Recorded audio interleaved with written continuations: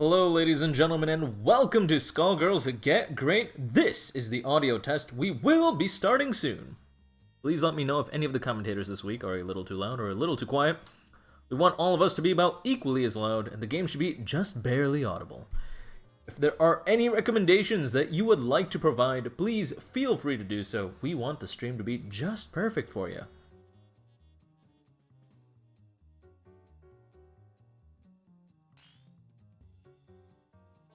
That is right, we do have the opening lobby. You can go ahead and hop in and fight other people while we're getting things introduced.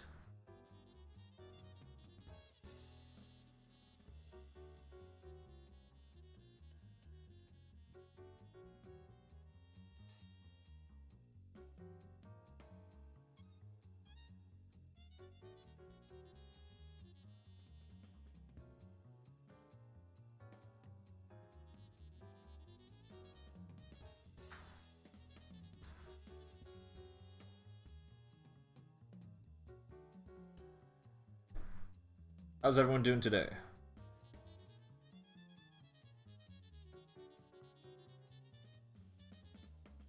Feel free to hop into the lobby and start a match. Again, this is the audio test. We want to make sure that the game does not drown out my audio. However, for a little bit, I'm going to go ahead and mute myself so I can start making the matchups for you guys. Sit tight!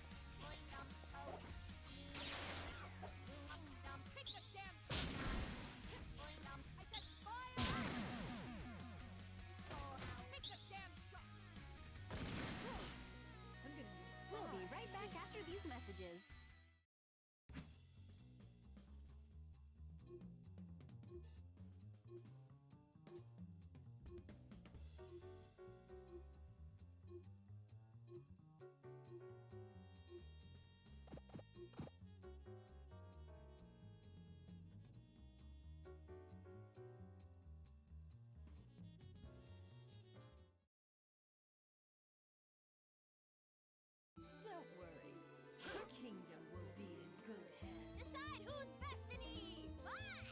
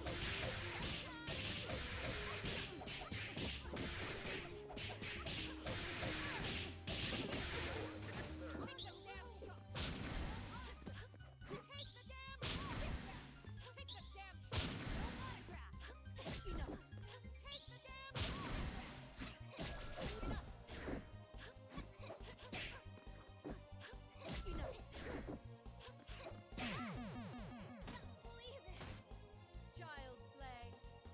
Let's get a round of applause for our contestants.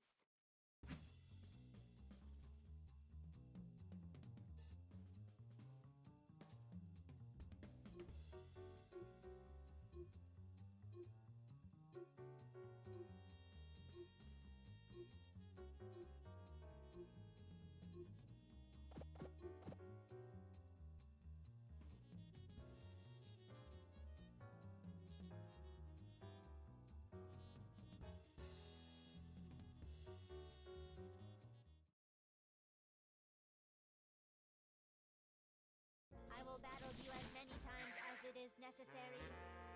Nobody blink.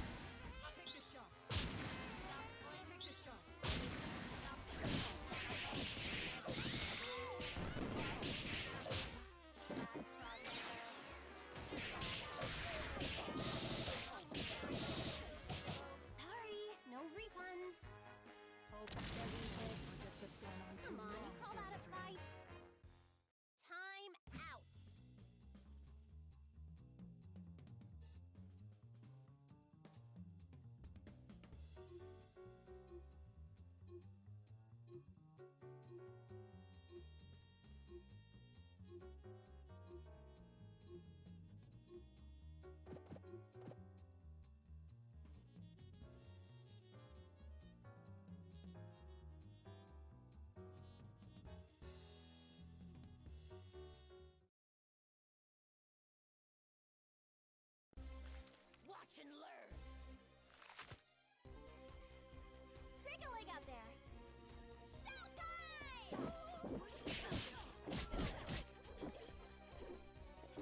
Elvis.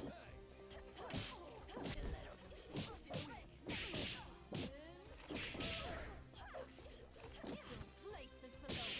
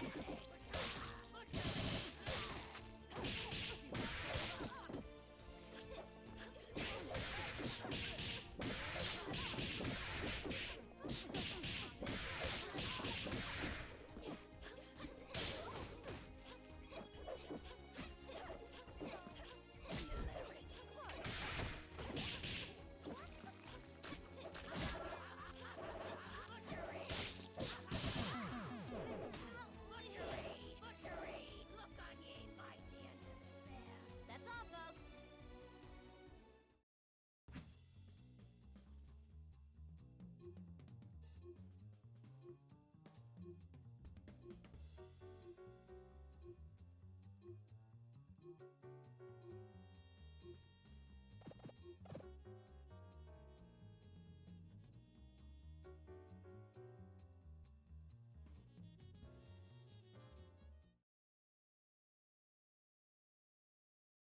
I hope this ain't a filler episode. Quiet on the set.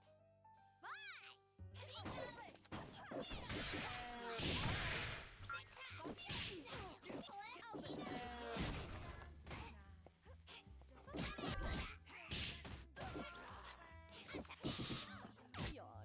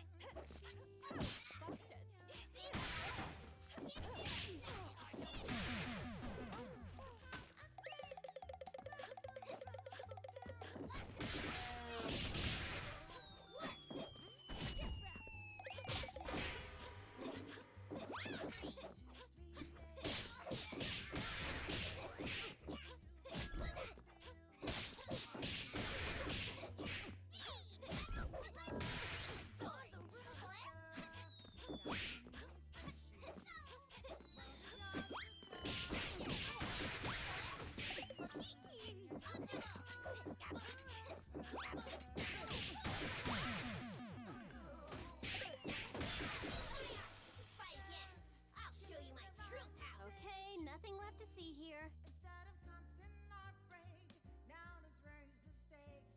Go on you.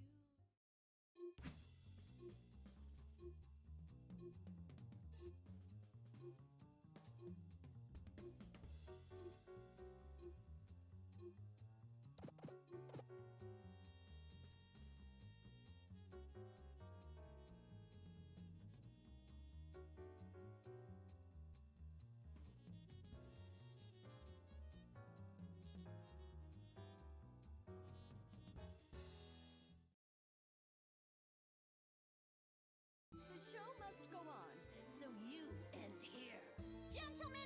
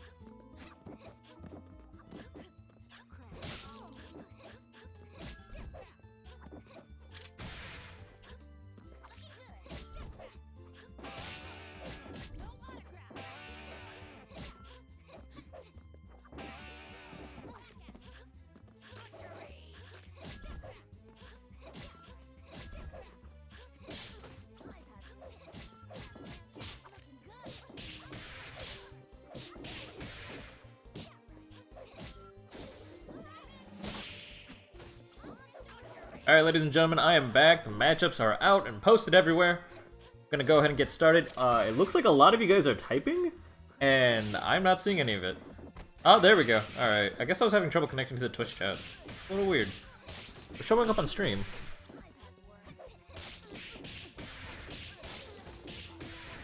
Kind of a shame. Nonetheless, hello friends. See you guys. Gave you a heart attack. I'm very good at that. Usually my face does the job. Yeah, I did refresh. That's what fixed it. Training wheels. Hello. Hey there, robot. Hello, missing no. Hello, Riku. Can't see from here, but that looks like Meme Fresh. You might be here. That's pretty awesome. Been a minute. Yeah, it's you. I knew it.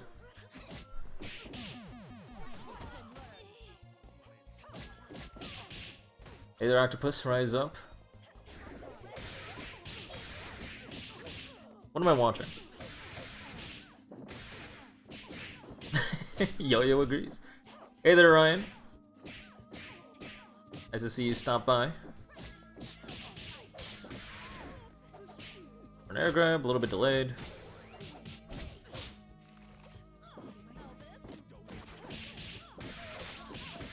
Hey there, Hunter. Thought one of those ad audios is playing when he started. Good to know.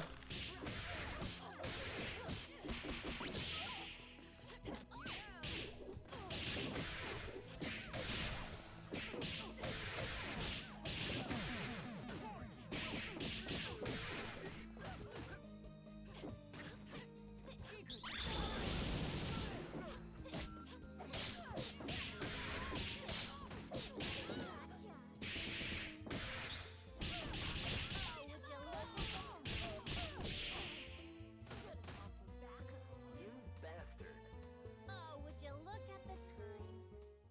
Sorry, no refunds.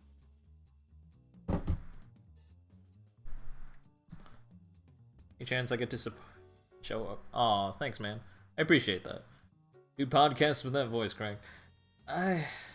Does anyone actually listen to podcasts? There's plenty of things I've wanted to do. I mean, I didn't want to do podcasts, but I did want to start a series about game design, just because, I mean, I've researched so much about game design, and I feel like there's a lot of things that people dismiss as good, but I can explain clearly why it actually hurts the fun of a game. Like, Training Wheel says you do? Alright. I mean, I could make it a podcast for it, but it's not as good.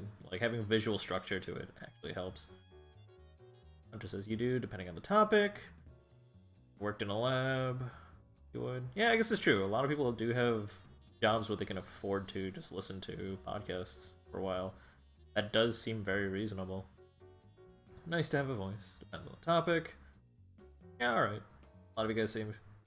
It depends on the topic. I don't know. If you guys want a podcast, I guess... Well... There is the Skullgirls podcast is a thing, and they started off with an interview with Peck, and then they, I think, did recently a second episode, which was pretty cool.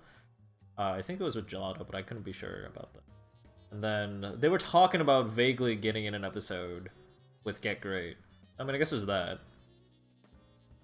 You just listen to Let's Plays? It's really turny heavy. Oh, okay. Who the hell would listen to a Skullgirls podcast? That's what I said, but then I found out that podcast got 250 people watching live, let alone, like, just listening to it. I don't know how many people listen to it, but 250 people watched that live. That's crazy. For a podcast? It's so random.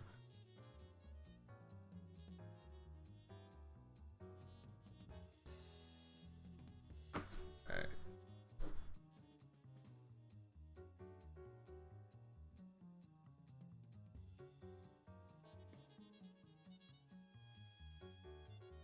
Alright, so Nougat's just gonna be ghosting, chilling in here, I guess, until he causes a problem. For now, we're gonna go ahead and get the stream started. Ladies and gentlemen, welcome to Skullgirls Get Great. What we do here is we try to match you up against an even opponent and then provide constructive criticism on your play. Now, getting on a quick match is a little bit scary, just because like you don't know if you're gonna fight someone who's completely brand new, or people who've been playing this game for 50 years. So we try to match you up with an even opponent, you know, as best as we can. We have to work with the number of people who actually sign up. And then try to help you learn step by step. I can't tell you everything that's wrong with your play, at least not right away, because people learn in steps, right? So I'm gonna break down and help you learn what you need to focus on the most and why it's important. And then we can go from there. If you have any questions about the commentary I provide, or if you feel like I did not provide enough commentary on your play specifically, maybe I was focusing too much on your opponent, then please reach out to me, DM me in the Discord. You can find the Discord by typing !DISCORD. I'm gonna go ahead and do that. If you go there, join, just at Gizmo, I think is my name in Discord right now. Just add any one of the admins and say, hey, I didn't get that much commentary. Could you please, provide a little bit more feedback? And I'd be like, oh, hell yeah. I usually prefer if you ask specific questions, though. Like, if you ask, like, hey, over here you said I'm not cashing off my hit confirms as much. When should I be fully hit confirming and converting into a full combo, and when shouldn't I be? Or things like that, and then I can give you specific information, specific examples. If you just ask for general commentary, I'm less likely to respond, but I try to respond as often as I can. So, enough rambling. We're gonna go ahead and get started. We got an intermediate-only stream this time. I guess we're out of fresh blood. There was a couple of new people who wanted to join, especially after Common Breaker, but they couldn't make it this week, but that's alright. It's kind of surprising, though. Generally, we have significantly more beginners than intermediates. Usually people only participate in intermediate a couple times, and people who aren't beginners tend to want to be around because they really want to improve. But this is cool. Like, it's cool. We have a lot of people, a lot of familiar faces that are sticking around for a while. First up, we're going to go ahead and get Dry Eyes versus Gloomy Rin. Yeah. Dry Eyes, I would generally consider more of a beginner player because he's fresh into intermediate. And the only reason I really say that is because he's still focusing on things like soundstone management and finishing a B&B and things like that. That being said, of course, you are allowed to choose whether you join beginner or intermediate. Dry Eyes is determined that they feel confident enough that they want to focus on frame data, resets, and like pressure and detail-oriented commentary. So that's why they're here. Gloomy Rin's been here for a minute. I honestly don't remember what they need to focus on, but we're gonna find out. Go ahead and wait on Dry Eyes. I'm gonna go ahead and add them while they're already here. Ah, they're here. Good stuff. Go ahead and get started, guys. Describe my combo breaker experience. Absolutely fantastic. I mean, I don't know what else to say. It's so nice to have the entire Skullgirls family all in one place. There's small amounts of beef here and there, but I mean, like, we're still the most friendly community out of every other community I participate in tournaments with. I got a couple of hugs from other communities, but in general, like, Skullgirls community, everyone's like friends. Everyone's like a family. It's really nice. Just having that cozy feeling, being able to play sets with incredible players, and then them voluntarily giving me positive feedback or negative feedback, like, that's super cool. Commentary was super exciting. I was really, really excited for that. The entire tournament itself was just fantastic plays. I know at least one person who disagrees with that, but that's his problem. Alright, good use of Butcher's Blade to cover your approach. Very Penny style play. Okay, you land canceled and then went into a grab a little bit too early. Because Ban touched the ground already, that means they have to go through the full recovery of the move. On lighter characters, they'll land cancel and you'll be able to grab them instantly. You gotta wait a little bit longer on Ban or tighten up that link.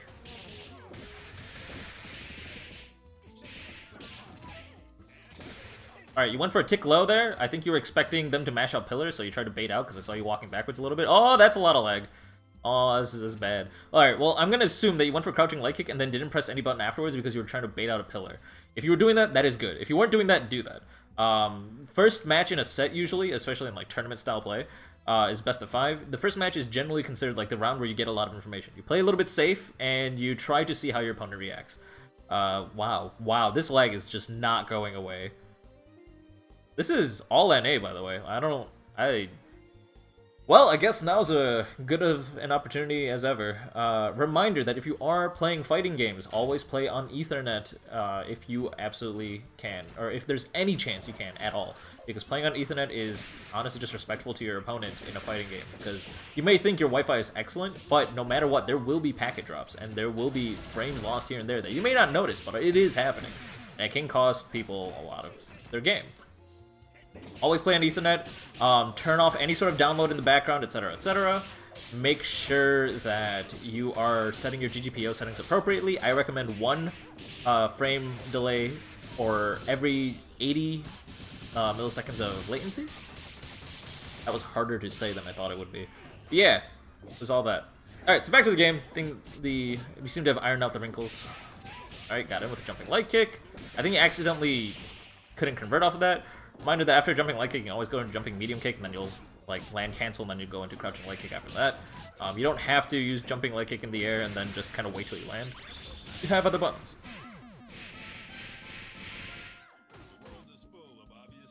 A big opportunity that like kind of turned the tables is be very, very careful when you're zoning. Just because brass exists, right? If brass since your projectiles are like you don't have much to cover them, Butcher's Blade doesn't go very far. So if you call Butcher's Blade and then shoot out tier, you're still recovering from tier. So if he heavy brasses, you're gonna be eating not only the brass, but your assist will eat it too if they wait for your assist to finish. So Dry Eyes, if you waited for that Eliza assist to finish before you went in, props to you. That was good. If you didn't, do that. Because if you went in during the startup of it, you would have gotten eaten up alive from the Butcher's Blade assist. Butcher's Blade is really, really powerful. However, because the sliding knockdown from Heavy Brass Rin, you're not even able to cash off of the fact that Butcher's Blade is hitting band, even if that happens. So, if you're zoning against a band, it's very, very careful. You have to be very, very careful. Are we teaching today? Yes, we are. Every Saturday is Skullgirls Get Gr8, and every Wednesday is Skullgirls Be Gr8, which is a continuation of tournaments that Penny originally hosted called Grilling of the Skrills. It's like the spiritual successor. Got the grab. Opted to stay mid-screen. Alright, so you used your Sound Stone already. Let's see how you're going to convert. Don't use DP. Alright, so in that situation, do not use DP. After a grab, note the fact that you used Giant Step, and do not use DP there, because you just have to kind of go into Standing Hard Punch and go into a launcher and then do an OTG-less combo. If you're not managing OTG, that's another issue. Learn an OTG-less route. It's usually the second half of Big Band's mid-screen B&B. Yeah, these are all things you need to work on. If you need an example, please at me in the Discord, and I will give you resources. These are things you need to learn, because it's gonna cause you to plateau. You're not gonna improve if you keep on doing that stuff.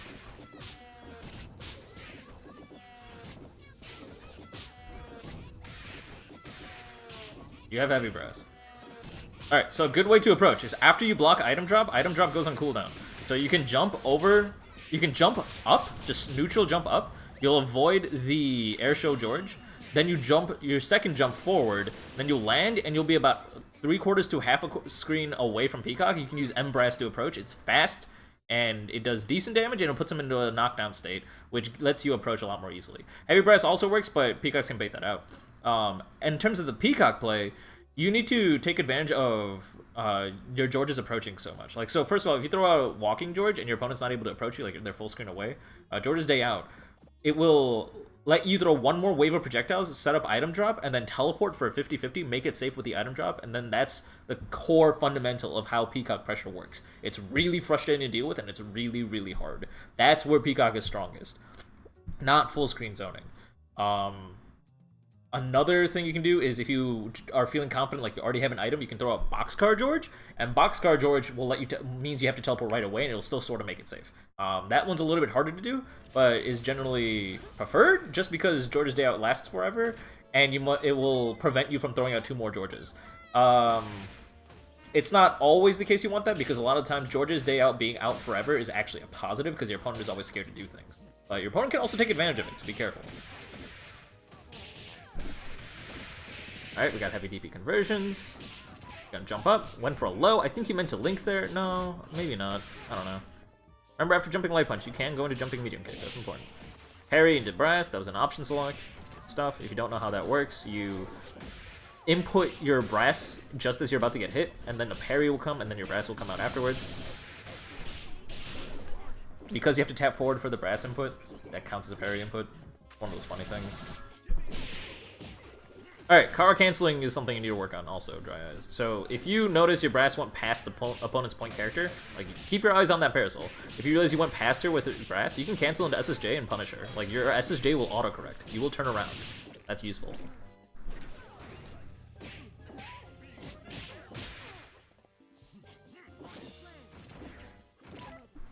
Nice throw, good back throw there.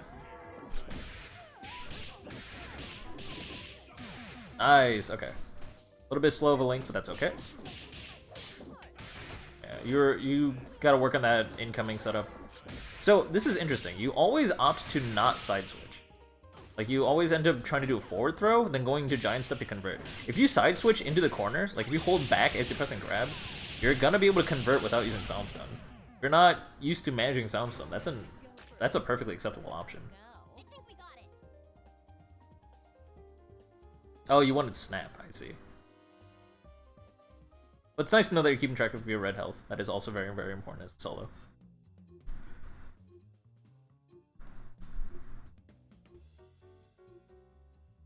Remember, for SSJ, you have to press 2 punches. For Snap, you have to press, like, medium punch, medium kick, or heavy punch, heavy kick. I don't know how you accidentally get SSJ, but that's okay. Probably muscle memory issues? That's alright. All in all, I'm trying to say is that wasn't a bad input. That was probably you accidentally pressing the wrong input. There's a big difference there. This is true love we're making. Alright, so you wanted to dash up grab, and that was actually smart coming out of Dry Eyes trying to poke you out. So you only jab right away at round start if you think your opponent's going to dash up and try and press a button on you. So that would have worked. So be aware of that, Rin. Like, that dash up grab is a powerful option right away to start taking control of the pace of the game. But, like, at the same time, your opponent, as long as they're pressing A button, you're done. Okay, good use of brass there. This is why you try not to commit into heavies, Rin. When you commit to heavies and your opponent's blocking, then you're suddenly unsafe. Now, it's nice to be able to, what's it called? Frame trap into tier, and also tier makes you +2 on block, which is super nice. Means it's still your turn, which is really, really valuable. At the same time, though, you can also just card cancel into Bite Guys. Like, you don't have to wait to finish all 2 hits of your punch. Like, if you went into Bite Guys right there, you would have beaten out Brass's armor, I think? I think that's a timing thing. That one's a little weird. It depends on when they input Brass for that. Is exclamation mark sunset not a thing anymore? Wonder who removed it. SSJ is Supersonic Jazz. That is the name of Big Band's level 1 super. Well, his grounded level 1 super.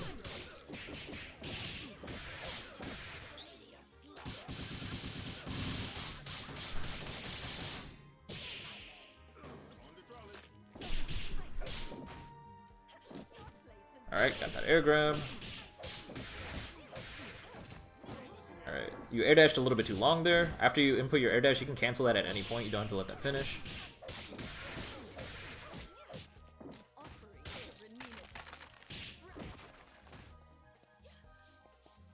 Reminder, Big Band, that you have SSJ and you have 5 meter. Like, you have resources. Use them.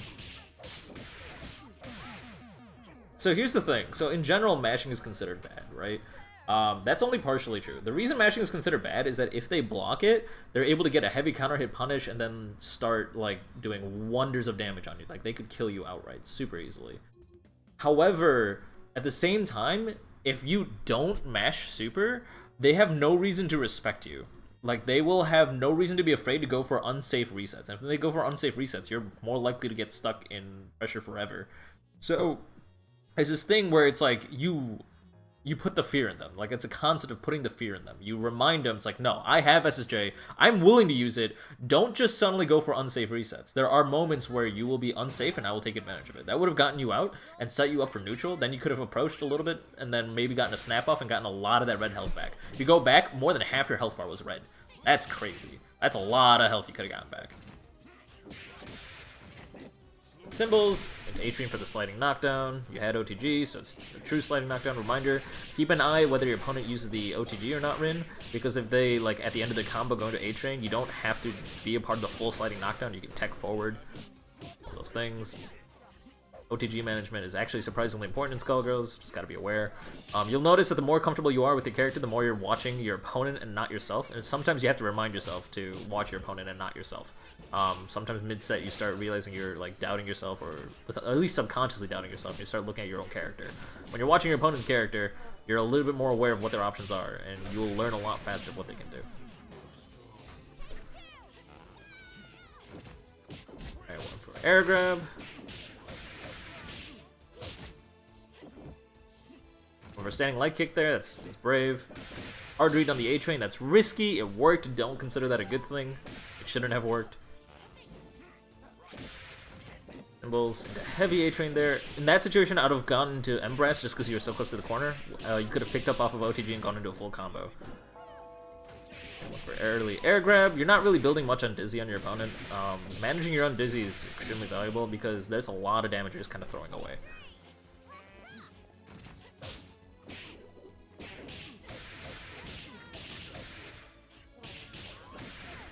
hard hit with a crouching medium kick.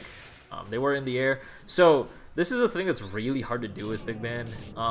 You have to press crouching medium punch very slowly, like as slow as possible if they're in the air. Because if you catch them in the air, they'll bounce up like that, like you saw, and then they'll end up too far away for you to be able to convert properly.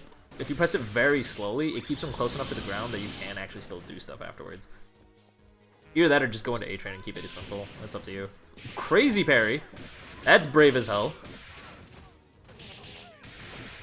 Alright, we have OTG and Sound Sun here. You can convert. Hey! It's almost a full combo. Pretty close.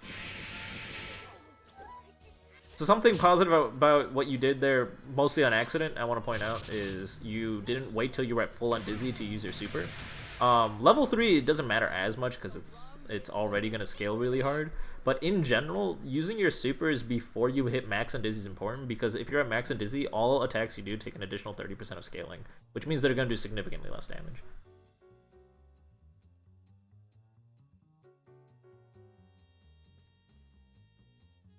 Their Band matchup is very bad for Band. That is absolutely correct. Instant overheads for days.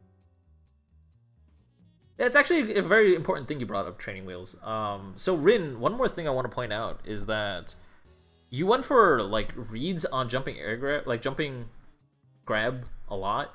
While Parasol's air grab is one of her best options, it doesn't matter against Band. Against Band, you have so many options at all times, no matter where they are on the screen, that, like, especially when you're that close to them, that you could just go for safe instant overheads like for days, and like they have to block low high, like go for this like crazy read with like DP or something like that.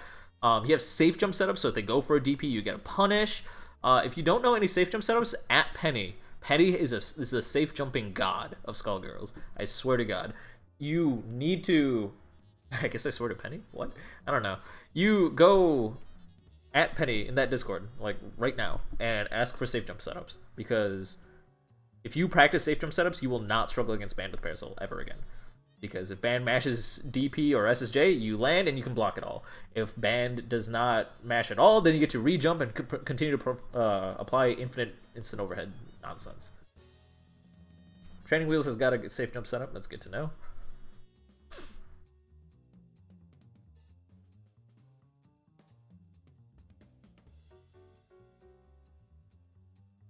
Swear to Penny heck. Yeah.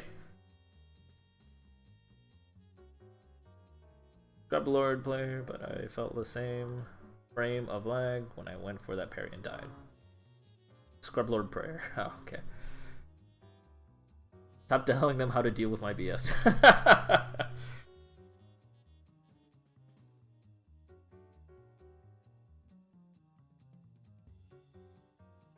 Alright. Good set from you two. We're gonna go ahead and move on to the next one. It's gonna be a real robot versus the open lobby. If any like mid-level player wants to jump in, please feel free to volunteer. Reminder that if you are participating today, please join the Steam group chat. You can find the Steam group chat linked several times already, but in case you want it again, let me find that for you.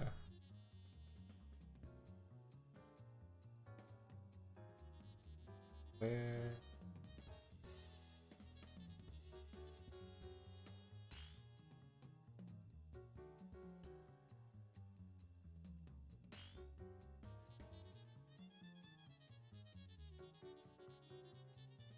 There it is. So join the Steam group chat if you are participating today. Don't leave until your set is completely finished. This is how we're going to manage communicating with you regarding logistics in case we need to invite you to the lobby and we're struggling, etc., etc. If you want to join in as an intermediate level player, actually, did somebody join? Robot joined. Fluff, you're a little bit too high level. I would prefer someone that can go a little bit easier on Robot. Actually, you know what? No, never mind. I want to see how Robot does against you. Because Robot's been improving a lot. I want to see how this goes, actually. You're low level, lol. Yeah, I mean, I don't know how you would fare against Robot either, Nougat. Maybe next week. Next week, sign up. I want to see how you do against Robot.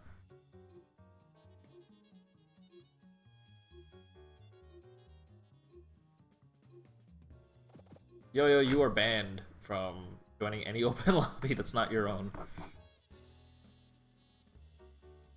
It's Ninja, please! How are you doing, my man? Good seeing you at Common Breaker.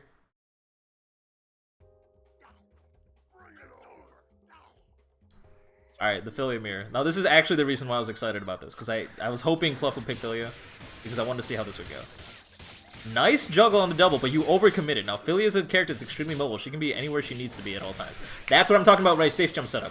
There we go.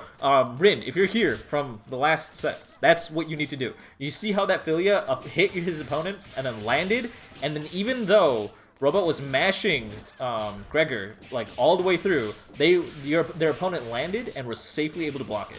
That's good shit. That's what you got to do. Robot, you got to be careful how much you commit to that double. This is a matchup thing. Against a lot of characters, yeah, it's scary for opponents to like try and hit you out of you juggling double around so you can get a lot of damage on her. However, against Filia specifically, Filia, since she can just move around so fluidly, that's super dangerous to do. You do not overcommit to juggling double around. Why does Luger knock down? I still don't know. Alright, good evasion on the Spiral Flare clone, but it doesn't matter. Okay. So if you're not really sure about how your opponent's gonna approach you, Robot, a very like fundamental thing about playing Bella is using lock and load and then waiting till you armor a hit and then canceling into one of two supers. If you cancel into 360 if they're grounded because they press the button and they're gonna get hit, or you cancel into Diamond Dynamo because startup is invuln and you'll probably be able to hit double out if they're trying to approach with Jumping Hard Punch. I can't guarantee that one. Can someone in chat confirm that that trade actually goes in your favor as Bella? It puts him into a knockdown state, so I can only see that being in your favor because you should be able to, even if you trade, you should be able to dash up and like pick up with OTG.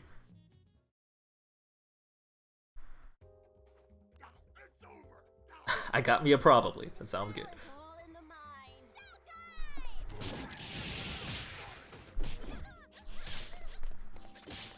Alright, instant hair dash is coming out. Reminder that instant air dash jumping hard punch is actually only really good for air to air if their opponent is above you. Because if you look at the hitbox, it's like slightly disjointed upward and forward. You actually want to be instant air dashing with jumping leg kick. I know instant hair dash is like incentivized just because you get that heavy counter hit damage if you do get the hit and they were pressing a button, but it's just not that simple. Jumping instant air dash, jumping light kick, or jumping medium punch if you think that they're going to be using an armored move or something like that is significantly safer as an approach. It's faster and is a lot less reactable. Is sign up not a permanent thing, or no? You sign up every week that you can participate. Yeah.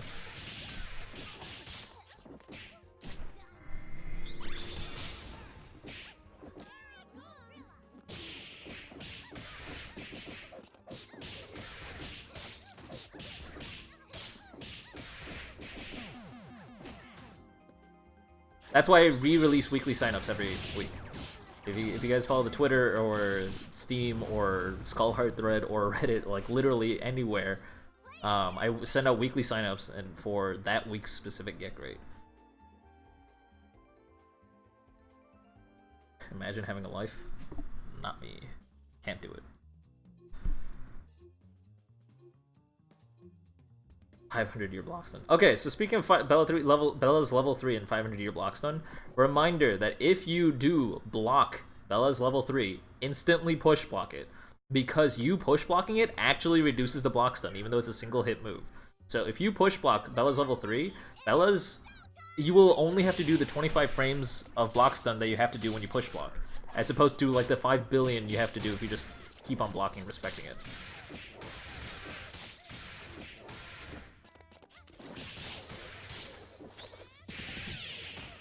Good use of Gregor there. Unfortunately, not able to convert off the wall bounce because you were a little bit too close to the corner. It's a little bit weird. Be a little bit more. I'd recommend practicing that positioning. So if you go into the lab and you hold right as you like start the training mode, you'll actually start with you facing your opponent in the corner, or vice versa. If you hold left, you'll be in the corner against your opponent. In that situation, I would just practice like starting while cornered, Gregor out, and then converting off the wall bounce. Because you should be able to dash forward enough while your opponent's like flying through the air. Down with jumping hard punch, instant overhead, then got hit low. It's not a clean conversion. Fluff, you gotta practice that conversion. That's like fundamental. push blocks.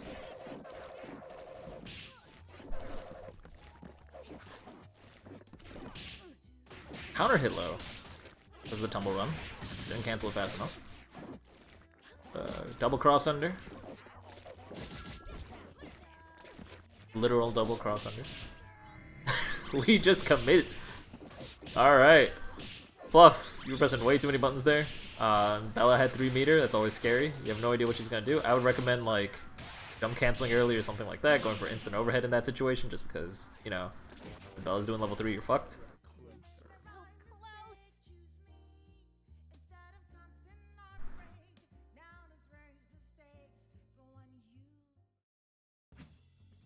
Go for tick throw approaches more against Bella when she has 3 meter, because you'll safely be able to grab her before she can finish the startup animation of her level 3.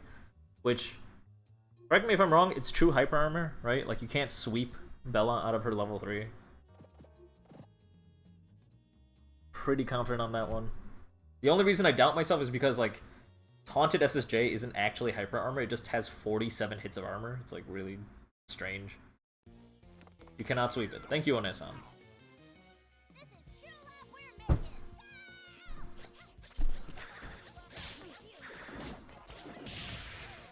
He also doesn't lose meter if you grab her out of it. Yeah, that was actually... Mike Z wishes he could actually change that. He was talking about that at some point. Where he was saying if you can make 2 changes, it was like... Make doubles cat heads always 2 meter, even if you DHC. And then Bella always loses 3 meter even if they get grabbed out of startup. Should be the same as Val counter super. Yeah, agreed.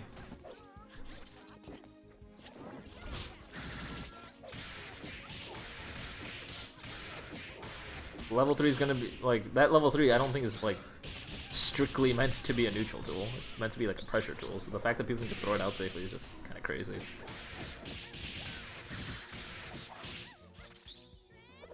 Mash and Gregor into cat heads. That's interesting. Nice Kara cancel into airball. That would have worked on a lot of people. Good awareness from Fluff. May want to frame trap into Gregor in that situation when you got blocked if you had a meter. Use a Gregor, pick it up. Oh my god, you gotta really practice converting off of... okay, you know what? Out of all the advice I've given you, like literally just focus on converting off of Gregor. Because Gregor is such an important tool for any Philia to really function.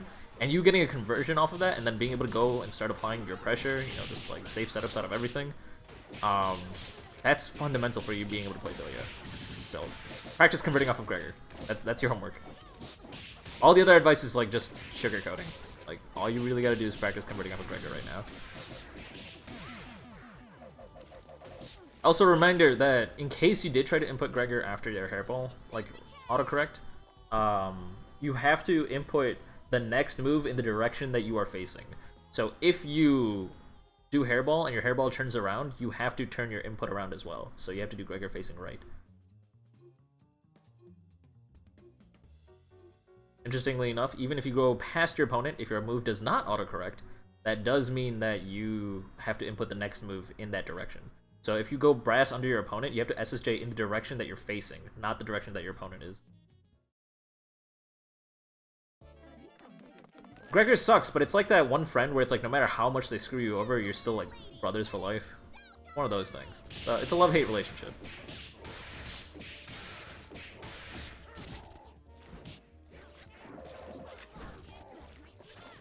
Yo, they actually did. Mike Z actually, in the last patch and during the grand beta of 2017 or whatever, made Squiggly's light punch a little bit more vertical, so it hit against universally crouching opponents. Or universally against crouching opponents. The only problem is that it's still low profilable because, you know, reasons. Who cares if she's like the second shortest character in the game? She still needs to be low profilable because she can low profile everything else, I guess. I don't know.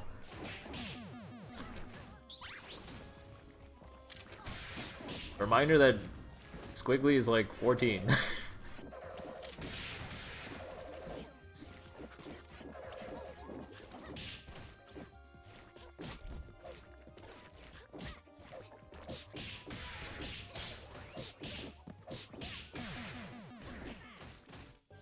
She's actually a 29-year-old zombie, but if you count her zombie years, she's like 29.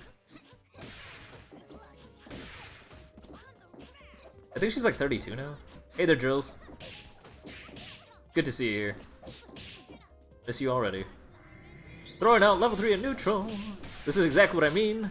Good stuff, Fluff. A little bit more aerial play when your opponent has 3 meter. Go for like tick throws, shenanigans, and things like that. Another thing you can do is reminder that lock and load stuff is like lock and load card canceling into things is still important, right? So if you want to be in front of your opponent and like bait out a level 3, like during like mid block string or whatever, like go into lock and load and then card cancel into 360. Like that'll beat out a match level 3. That's the thing. Alright, well played by you two. Good stuff. Again, Robot practice converting off of Gregor. I've seen you do it before. I know in general you're pretty good at it, but there were a lot of mistakes there. A lot more mistakes than should ever happen. So, just literally at every point on the screen, you should be able to convert off of Gregor. Not every player can do that, but if you want to hit like top level play, you got to be able to do that. And then you can decide whether you want to go into full combo or you want to like do like 2 strings into a reset. Like that's all you. But we can focus on like your set play stuff after you can convert. A little out of sorts today? Oh, okay. That's totally fine. Everyone has an off day.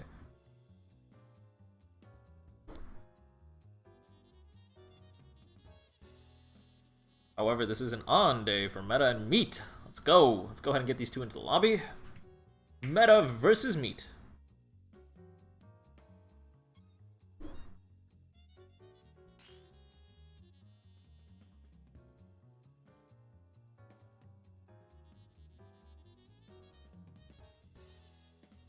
Alright, Meat's ready to go. Damn. Look at you go.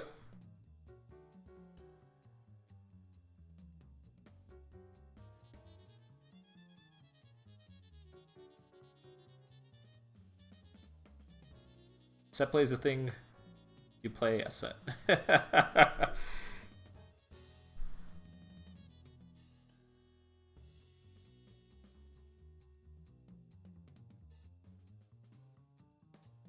Still waiting on Meat's opponent, Meta.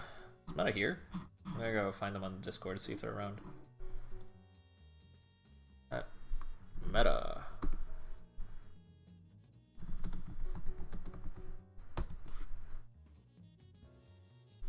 If they don't show up in like 5 minutes or whatever, then we'll just do an open lobby. I don't want to wait 5 minutes. We'll wait for like 2 minutes.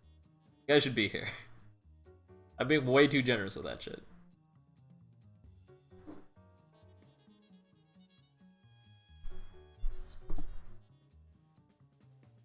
Did I pick the name for the? Did I pick the matchup for the names alone? Actually, no. There have been times where I've picked a matchup based on the names alone. Like there was a player named Myself, and then there was another player named Me, I think it was, and I just basically said me versus myself. Frank, how do I change up my play if people are stuffing my air normals? I am always hitting my buttons late. You press your buttons preemptively, so.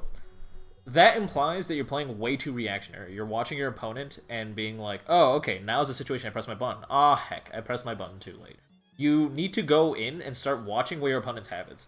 When you go into a match, right away just start like downloading information, being like, okay, what are the moves they like to throw out? What situation will it be here and here, here or here or here?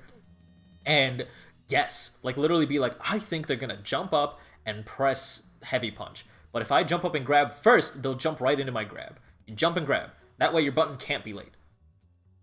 Reactive sounds like you? Yeah. It's a phase. Trust me, I went through that too. I mean, I'm still kind of like that. I still prefer playing reactionary, but my character actually complements that. Squiggly's meant to be very, very reactionary. Where if you have both charges and a meter, you're basically the best character in the game in neutral. Like, so there's not much anyone can do out of that.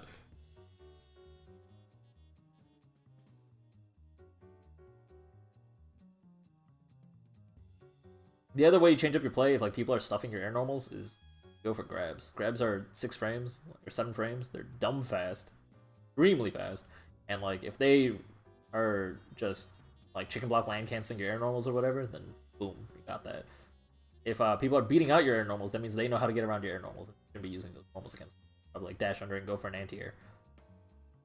But in general, if people are just beating out your air normals, that usually means you just did it. That means don't play reactionary. Really is one hell of a drug. Yeah, I'll say. Wish you could play Squiggly, but she sucks. Okay, so this is weird. So normally this is like my mentality. It's like the only character I want to play is Squiggly, but she's bad, and I hate Band, but Band's so good for Squiggly. After Combo Breaker, for the first time in my life, like literally for the first time in my life, I felt like, wow, Band is actually really fun and really good, and holy shit, Squiggly's actually a really strong character. That doesn't usually happen. But like after realizing all the options she has in like a lot of situations, after playing Skullgirls for basically 2 days straight, you learn a lot about how these characters react with a lot of different teams. Squiggly's fucking good. She's just weird. Like, you have to play her very differently. She's not a standard Skullgirls character, where, like, normally you never want to give up your turn, because, you know, Skullgirls is always about being plus at all times, and then you have set play. You don't actually need to do that with Squiggly. Cloud King actually gave me really interesting advice on that, but we'll worry about that when there's a Squiggly player.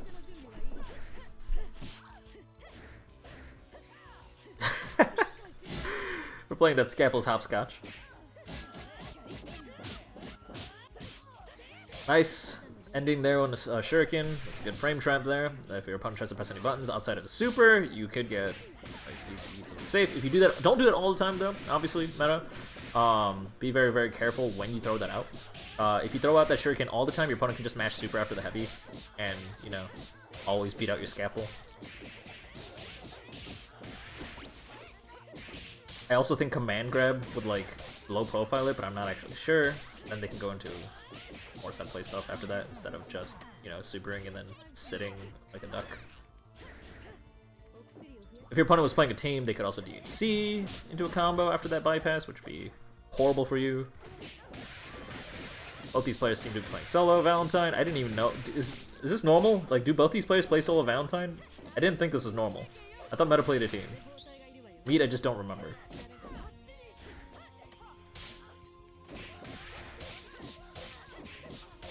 If either of you guys are in Twitch chat, please let me know if both of you play solo Valentine for sure. Fluff says yes. If that is the case, I would have loved to talk about snapping in this game, but like I can't in a solo v solo, which is totally fine.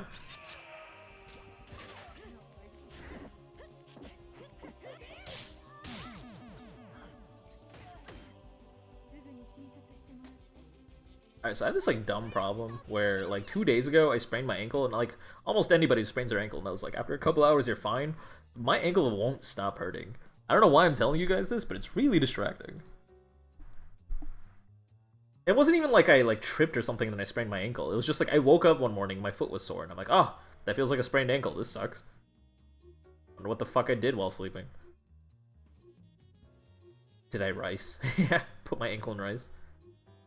That always fixes it.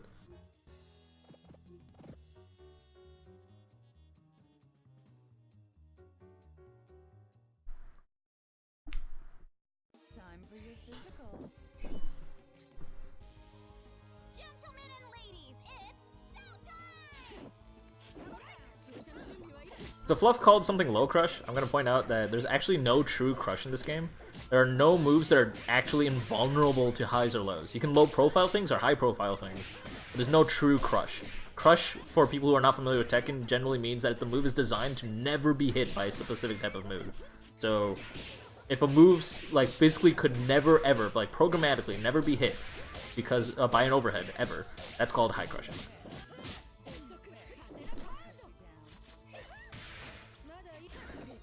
What about the crush you have in Robo Fortune? Aww. Orange vial, then purple vial. Alright, be careful that you always fill the right vial. I think that goes without saying, but I'm just gonna throw that out there. Frame tracking into the command grab. I like that. That's good shit. Right into B, shenanigans. Low evade or low profile, yeah. Or low evade would or high profiling, I guess that would be.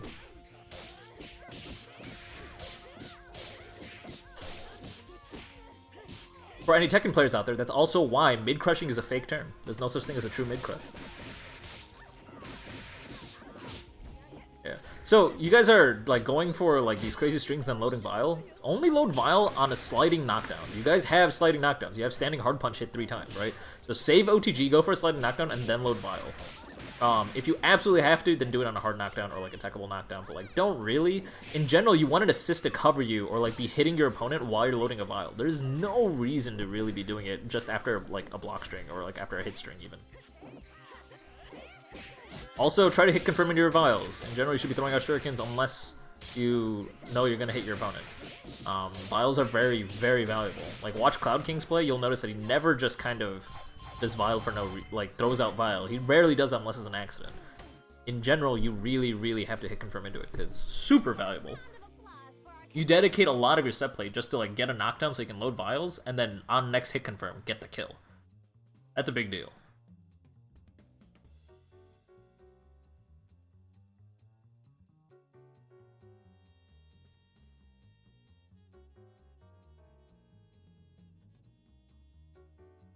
That was 2 games.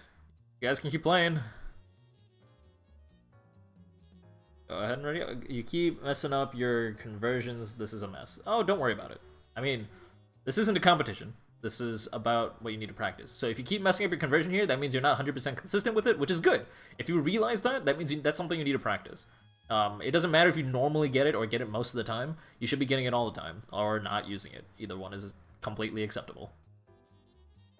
That's one of those things that's like really hard to get over, especially if you're a solo player, where it's like, if you can't execute something, just move on and do something else. Like, if something's super hard to execute, yeah, you can practice it on the side or whatever, but you don't need to be able to do it. You're not a bad player just because you can't do something that other, like, people who use your character can do. It's like a very strange thing, and it's very hard to get over. Speaking from personal experience.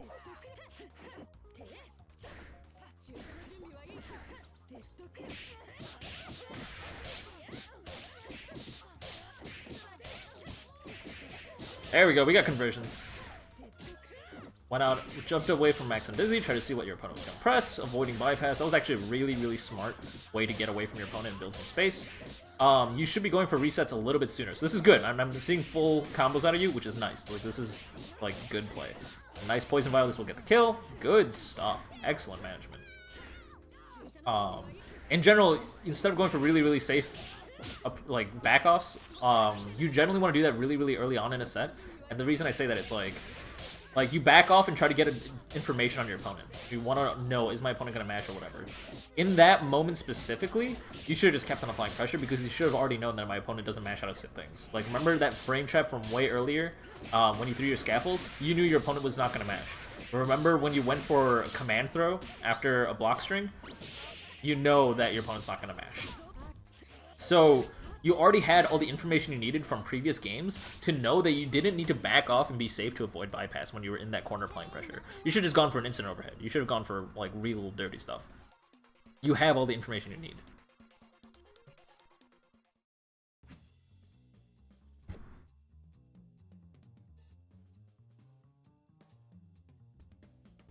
Meat, you need to mash more. Like, on the opposite end, that means you need to mash more. Like I said earlier, I don't know if you were around earlier, but basically, mashing is generally considered banned because if people block, suddenly get heavy counter hit, and then that's crazy. You know what? If that happens once, that's totally okay. Reminder, you're playing about 5 games. What you should be doing is making sure you mash at some point to give your opponent a message. Basically let them know, it's like, hey, you have to play safe against me. If you do anything unsafe, I'm gonna mash and I'm gonna get out and I'm gonna hit you, and you're not gonna like that. I'm like burping as I talk. It's like really weird. Let's try that again. So you want to mash to basically make a statement. Mashing is basically putting the fear in your opponent. You don't want to keep on mashing. Overcommitting to mashing, that's when it gets bad, because then they keep on getting heavy counter hit damage on you, and like, because when you become predictable, now suddenly it's dangerous, right? Being willing to mash out a super is important just because it basically scares your opponent into limiting their own options. Yeah, carrying both those characters is hard. I don't blame you for dropping that. I would practice it though. I would practice just literally in training mode. Solo Val against double Valentine. Practice double snaps. Mid-screen stuff. And by double snaps, I mean like practice carry to the corner or side switch carry to the corner and then double snap. That's more of a very high level thing, but I recommend keeping that in your arsenal. You want to be able to do that. If you get a touch mid-screen, you want to be able to carry to the corner or side switch and carry to the corner. Valentine can definitely do it. As Ninja Please is begging all the Valentine players, please use other vials. That is absolutely true. Orange vial is really, really good. Free mix-ups. Green vial is really, really good. You get full screen hit confirms. That depends on your assist usually if you want to do that or not. Then what else was there? Oh yeah, purple vial is for damage. Use that to finish combos. So if you have a sliding knockdown setup and you have the ability to build 2 vials of purple and then do a full combo into a purple vial and then kill, then you go for purple vial. If you don't, go for mix-ups, which is orange vial. Full screen, then go for green vial. I did not know green vial also drains on Dizzy. Really? Wait, really?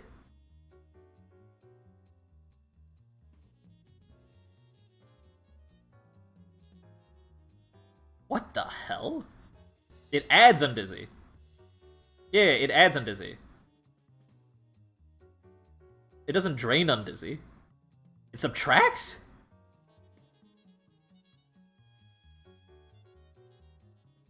That's so weird. I literally never knew that. I mean, I guess how often am I watching the undizzy vial while my opponent is hitting me with a green vial, I guess. It does math to undizzy. That's scary. Thank you, Drills, for putting it best. It does math to undizzy. Interesting. It gives you more to work with. Yeah. I got you. I got you. I get what you're trying to tell me. This is really weird. That was really interesting, what you just did there, where you crossed over with, like, jumping medium kick. I think that was jumping medium kick. That was strange. Can you do anything with that? If you could do me a favor, meta, like go into the lab and see if you can do anything with that. Like at high height against the grounded opponent, you get a jumping medium kick crossover or cross up. Can you get anything off of that? Like, can you convert? You might be able to like autocorrect into like a green vial, I guess. I don't know. Hey there, Magic. Good to see you here. Nice to see you around. Man, it's been a minute. I miss you. I got your message. You said hello during Combo Breaker. Appreciate that. Poison Vial and counter hit. Wow, okay, so you went for that Poison Vial way too late. Remember, you want to hit confirm into that. Sliding knockdown. Bypass. Okay, so that bypass kind of wastes your sliding knockdown. Oh, you went for a counter hit setup and you didn't get it. That sucks. Maybe a little bit too late, I guess. Went for another one. Real greedy. Got the kill. Meat, you're sitting on 5 meter. Now, this re-emphasizes everything I've been telling you. A, mash more. B, your supers are super good tools. I mean, you're a solo Valentine. Scapels is something you throw out at, like, every other corner. If they block a bypass, you go into Scapels. If you go into air bypass, like, over their head, you throw out Scapels, then you get halfway close to the ground and throw out another Scapels. That's 2 meters right there. Bypass out of the pressure, like, that's mashing and proving that you're going and willing to mash. That's right there. Level 3, godlike damage. That's 3 meters right there. There are so many important ways you could be using these meters. Use them. Also, you're a solo, so I understand that you normally want to like save a meter or two to snap so you get the red health back. I get that. That doesn't apply here, so you should change your mentality during this matchup, if that is a thing. That was a horrible showing. This wasn't an exhibition meet. This was me being able to tell you what you need to work on. Like you gotta get that mentality out of your head. If you participate and get great, you're here to get great. Like that's what we're here for. In fact, showing off more of your mistakes is more valuable to you because then I can comment on it and tell you what you need to practice. If you played perfectly, I wouldn't have been able to help you. You might have felt better, but that would have made this stream significantly less valuable for you. Now you know, at least concretely, what you were falling short on. Practice it. Rewatch the VODs. Don't be upset at yourself. Just clear your mind. Go in with a completely constructive mindset. We got bypasses a reversal in the moment. Yeah, no worries. It happens. But now you concretely know. Now it'll be harder for you to forget. You'll hear my voice just like echoing in your ear and yelling at you. like bypass!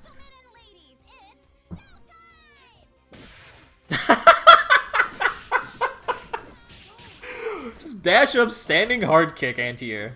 I love that. That was just the best way this match could have started. I'm so happy right now. Nice use jumping hard kick to like help you float over that attack. Like that's good. Good way to play, like, hopscotch. That was... Alright. Robo body blocked it. You're not really taking advantage of that. That's alright. Remember, if you're calling call an assist to block something, take advantage of it. Do something while your assist is blocking it.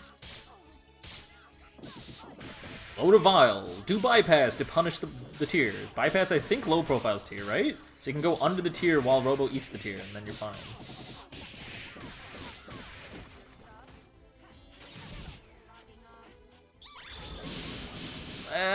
No. That sucks. Jumping hard kick, I think, would have worked there. Not actually sure. Throwing out scalpels might have worked because of the laser descent. Training wheels in that situation, you should have done the YRC egret. You know how after level 3 you can call the light egret and then just move around right away? If you saw your opponent was above you, you should have done that like right away and like tried to get away from your opponent.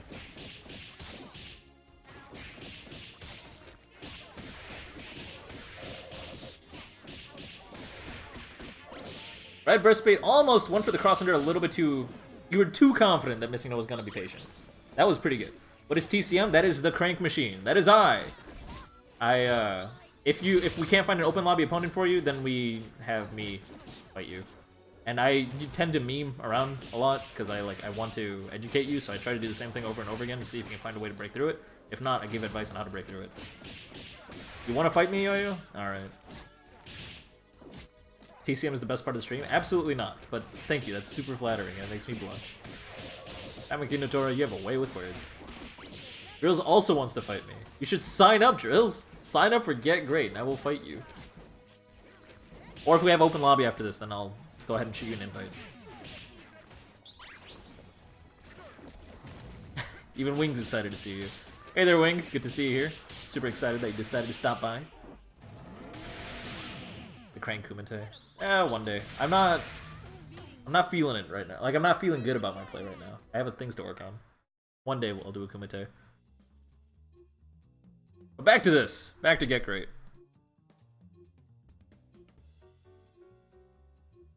Seen Conroy was here. I didn't even know you were here. What's up? See you in SG Mobile. Bring it, nerd.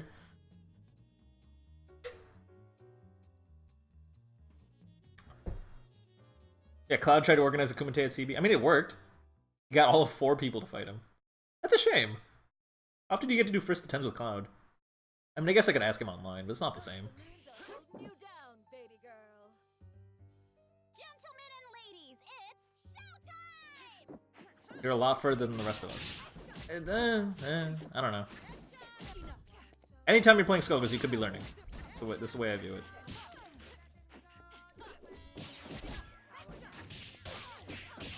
Got him with a jumping hard punch. Good conversion with the bypass. Keep it going. We got corner pressure. What's the setup? I go for an instant overhead. Yes, there it is. EBGC the bypass. Unfortunately, you're too far away. I think if you're standing hard punch there, otherwise it won't reach. Or you could go for the command, like PBGC command grab, but that's like risky. I don't think that actually punishes. I don't think you can go for PBGC command grab, actually. I take that back. Are you actually plus if you... Hey, Yo-Yo, are you plus if you PBGC pillar? Not pillar, sorry. Bike guys? If you PBGC bike guys from the corner. Because if you're minus, she can just kind of go into pillar and, like, beat you out. You are plus. Okay, alright. Thank you, Sean. Seeing Conroy. That's how you punish it. Well, you can punish it even if it's minus, right? Or, I mean, if it's minus or plus, like, based on that. Like, if you... If Para is plus, then Para can go into... Alright, so, hold on, alright. Let's rewind a little bit. If Para... After you PBGC Bike Guys perfectly, right? If Parasol is... -5 or less, then she can pillar and safely stop most approach options right there. In case anyone tries to like punish it, because if you PBGC Bike Guys, you obviously are gonna press a button. You're gonna get caught by pillar. Usually. Like some people use armor moves or whatever, but like whatever, that's not important. If she is plus, then she's super safe. If she's more than -7 or whatever, that's when you can safely punish guaranteed. It is a counter hit punish. Okay, okay. Alright, good. That means she is more than -5. Good to know that. Thank you, Robot. You understood what I was trying to ask. Good use of OTG. Do you actually have to use OTG there? I'm going to give you the benefit of the doubt and assume that you have to use OTG there. Monster. Yeah, that's the 50-50. On incoming, no conversion. That sucks.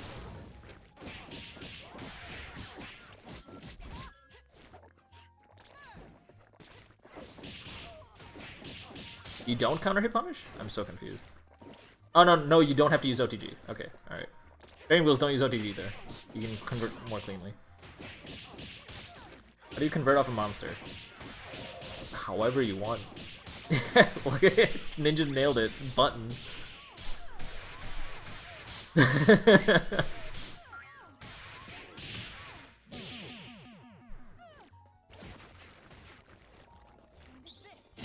blocks.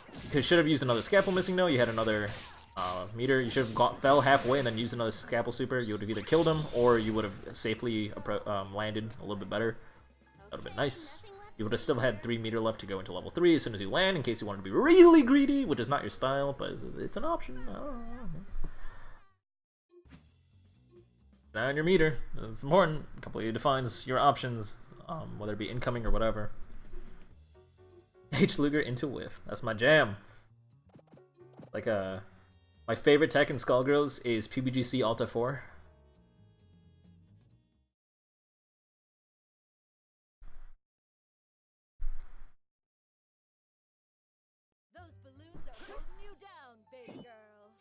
It's like Tommy Kinatora's favorite tech is PBGC XD. What the what? Okay.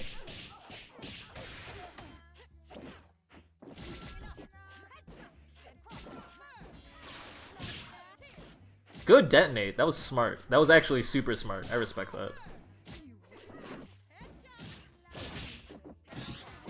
Alright, we got both characters. Carry to the screen. Don't drop this. Yes! One hit, bypass. Pick up. One hit, bypass. Good stuff. Alright, you got this down. Oh, you went for 2 hits. What? The moment I look away. Come on, man. Well, fortunately for you, you can't snap in the wrong characters. I'm gonna assume you snapped in the right character either way, using medium kick and heavy kick. Not medium kick and heavy kick, medium kick and medium punch. Instant overhead.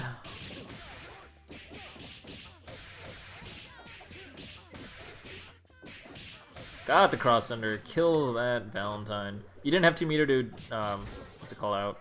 That sucks. If you did at least get a read on that, you could have alpha countered in. I would have said something about alpha counters. Not this time. We got blocks. You do have 2 meter. We probably want to wait till you have 4 meter so you can level 3 DHC out. Because, you know, Robo set play makes no sense. Sweep counter hit.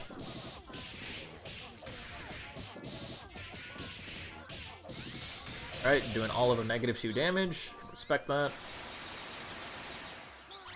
Alright, so the thing I want to point out here is because you used a super before, once they maxed out on Dizzy, you actually did a little bit less damage because going into Beam Super and also DHCing unscales your combo, but if they're at max on Dizzy, none of that matters because it gets 30% extra scaled anyway. If you're playing a DHC, this is a thing I've been saying for like 3 years, and nobody does this, not even at the highest level of play. DHC before you're maxed out on Dizzy, you'll do more damage. You'll just do more damage. All things considered, I think this is way closer than I expected this to be. This is actually a pretty good set. I'm kind of glad I put these two against each other. I might do it more often. I see you do it all the time. Yeah, I see you do it, and you're the new age player. I appreciate that.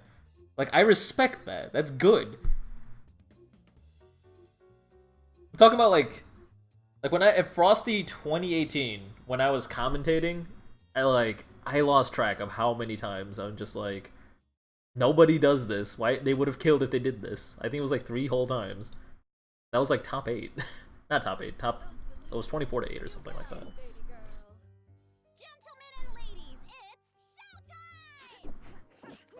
For the dash up air grab, respect on the hard read. Casino does like to backdash out a lot more. I would have gone for like dash up anti-air tier just to prove a point. Like I would have made really greedy, but I also not good. So don't recommend that.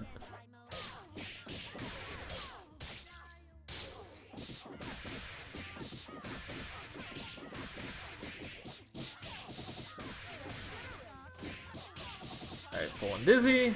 We can DHC out of here. Got the beam super. You'll have full screen after this knockdown, I think. Right? Is it soft knockdown? No, it's a hard knockdown. And oh, training wheels didn't tech though.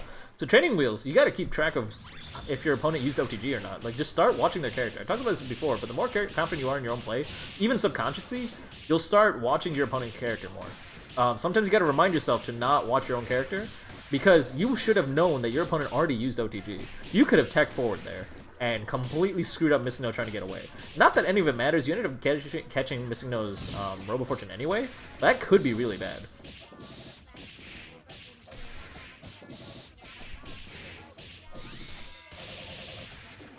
All of -2 damage. Look at that combo damage on double. That beam super did more than half of it.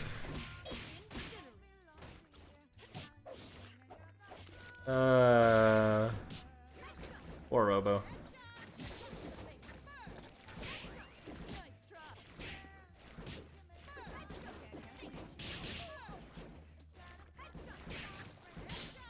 Got the heavy bypass, not ready to convert, that's unfortunate.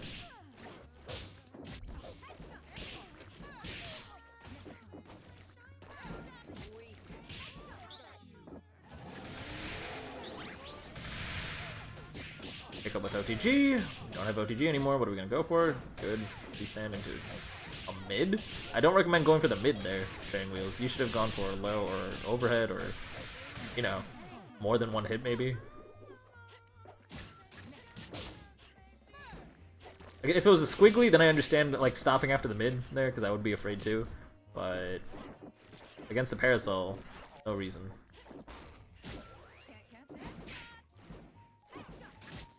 I guess she could pillar, but like, she would have, if she was gonna pillar, she would have done it before your jumping medium kick hit in the first place.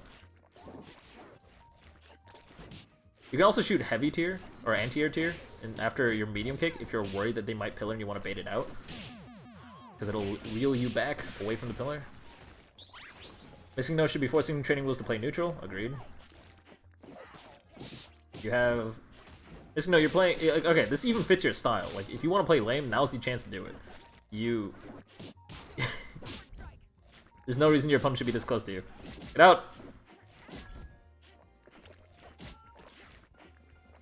I mean, I guess this is neutral. I mean, I guess this is it. That was working.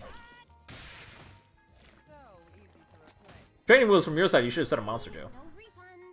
You should have scared your opponent Missing No into trying to get out, because they can only play neutral if they can move around a little bit. Because it's Valentine. Valentine's weird. Don't take that as word of God though. Like, that's like my interpretation of what was going on. It's a little bit of a tricky situation. You pillared that car. Oh hell yeah.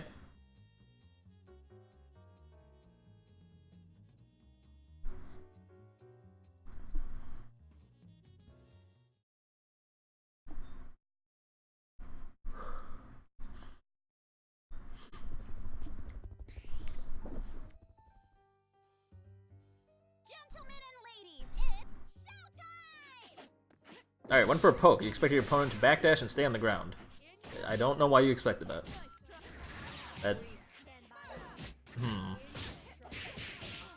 Training wheels, I need to know why you were doing that. I don't need to know.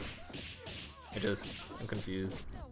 Good fastball, and to continue applying pressure, not press the coin past the light. Against, in this matchup, you can kind of afford to do that.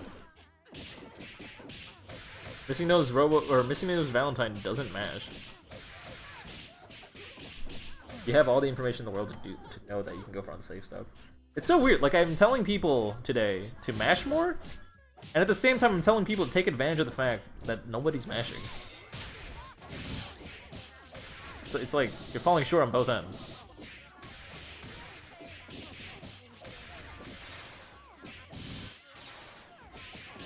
Tommy Kinatora likes to mash. There are strategic points in which you mash. I feel like that needs to be made clear.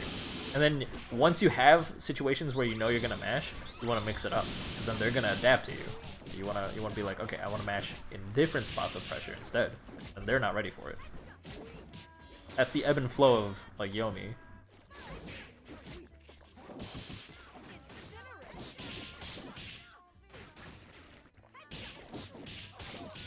Fluff said the same thing at the same time. Well, something similar at least. Meat saying they're too scared to mash at all times. Well, if you're always gonna be scared to mash, your opponent's gonna pick up on it, and then they're gonna be free to do whatever the hell they want with you. But really simply. Good blocks from Missing No. Your dead made it even easier, honestly. That should have been heavy counter hit damage. You should have been able to do a little bit more than that. Not that it matters.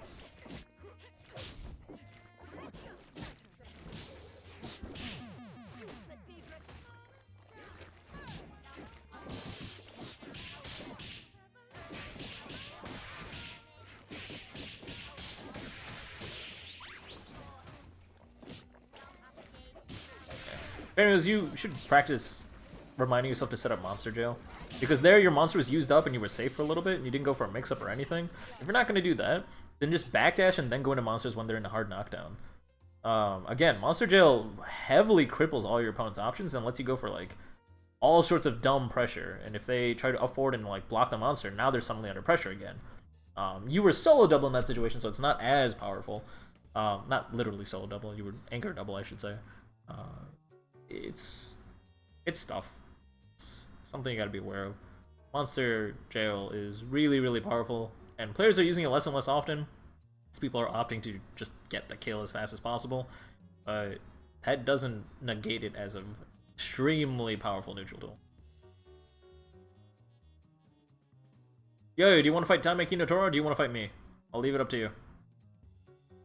You fight me every week, so I was kind of wondering if you wanted to fight Tamaki Notoro. You want to fight me. I see how it is. I'm sorry, Tamaki Natora. He has chosen.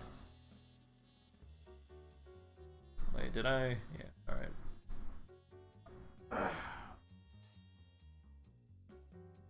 Yesterday I was playing Ultra Fight Da Kyanta 2. For those guys who have never seen Kyanta 2, I recommend checking it out. It's on Steam, it's free. It looks really bad, but it feels really good. So if you can get past the MS Paint graphics, it's a pretty legit fighting game. Based on, it's not based on Street Fighter 2 Turbo, but it's got like a similar concept.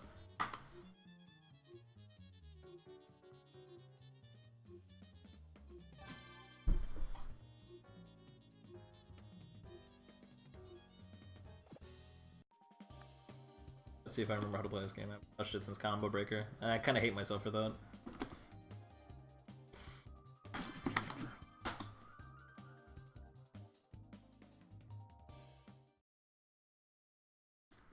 It's good to be out. I concur.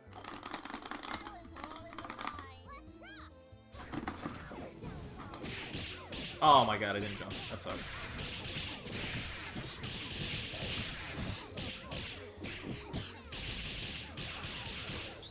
SPO, snap. Yeah! You did it! I'm so proud. Oh my god, I'm so proud. I'm so happy right now. I don't even care.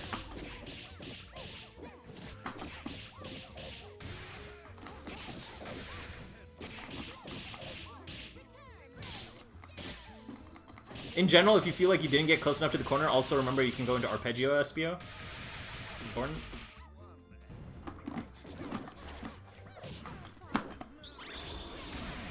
Oh, good. Kara cancel into DP. That was smart. Thanks, Les. That was perfect. Huh, interesting. It stays green, even if my super hits you because I already died. Interesting. Cool. Just one more. May I take the lead? Certainly. Everybody mind your marks. Fight! You're mine. We are back.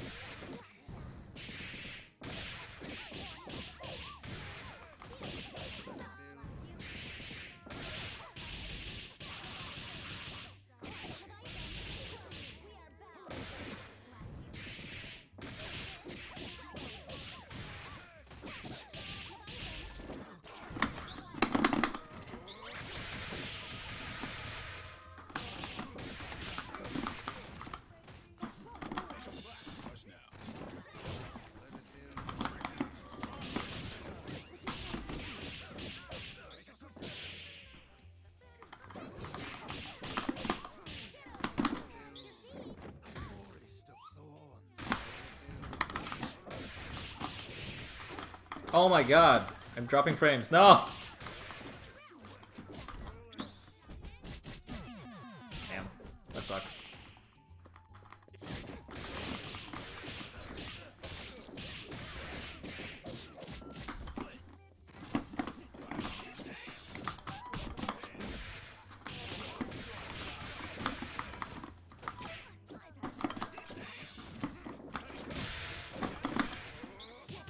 Nice blocks. Good shit.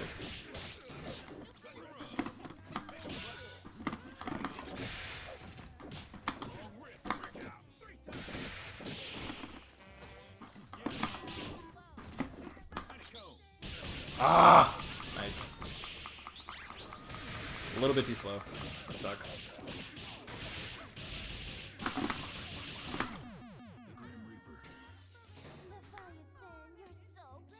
I'm very concerned on why I dropped frames when I was comboing you. Hurt my feelings. On laptop. Everyone good? This game runs on a toaster.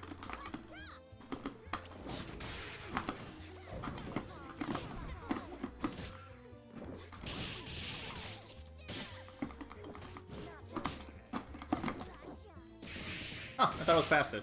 That's a dumb hitbox.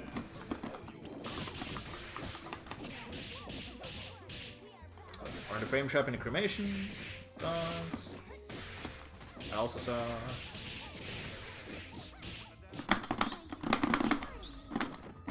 Alright, no SSJ, that's fine.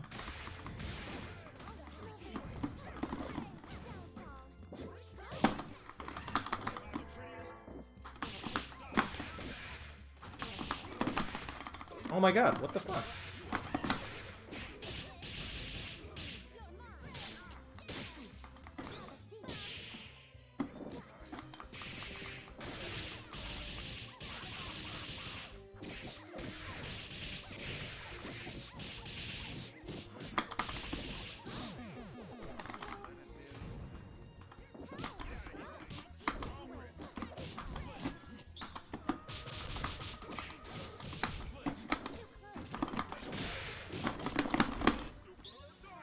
Nice.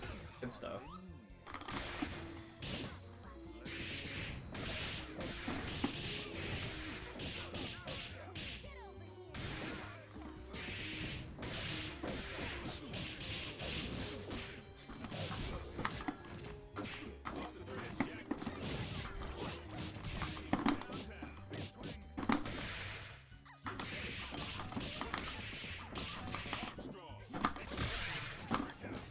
Okay.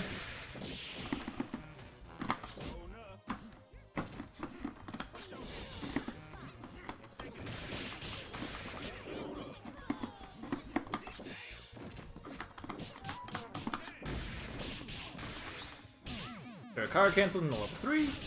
That's okay. He's recyclable. With Squiggly, you got solid subplay going.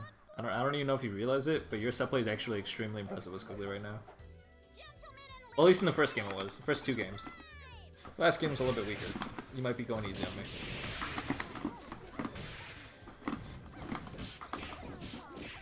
I'm surprised that didn't autocorrect. Okay. Haven't seen crouching medium kick anti-air before. Alright.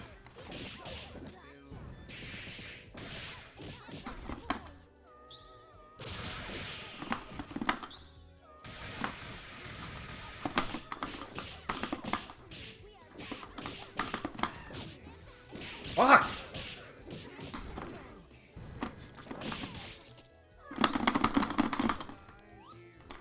Sucks. Good center stage.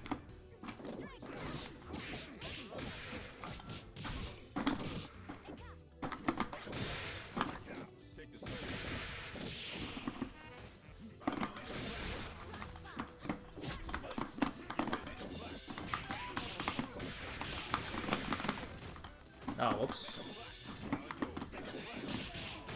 Interesting.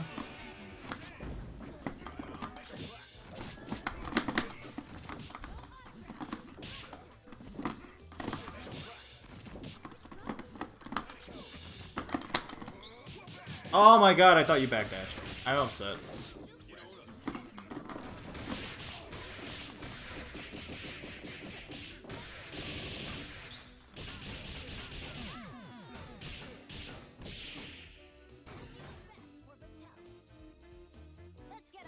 You are playing really clean today. I don't know honestly what to say. May I take the lead? Certainly. Gentlemen and ladies, I'm trying to think. I don't know.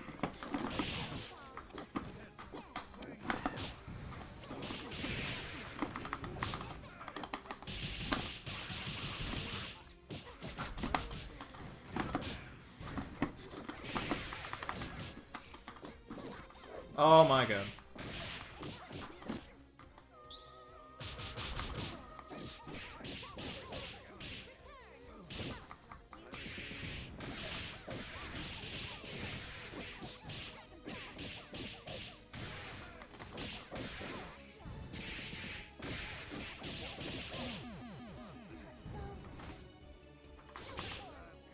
Oh, I got hit by the meme. Oh, I feel horrible now. Get out of here.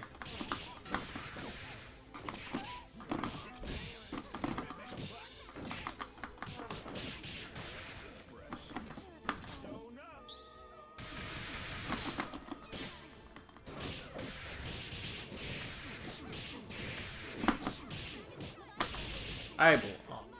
Alright.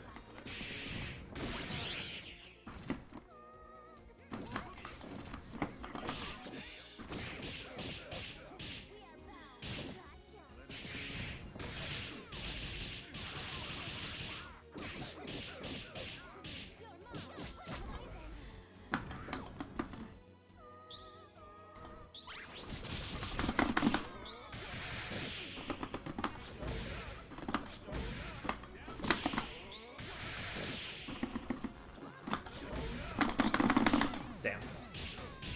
Trying to mash level 3. I saw it coming. I knew. Alright. Level 1 yo-yo. Hopefully the comments are a little bit more helpful than I am, because I'm not honestly noticing too many mistakes. If anything, I'd say grab a little bit more, but the overheads are working fine, so I honestly, you don't even need to.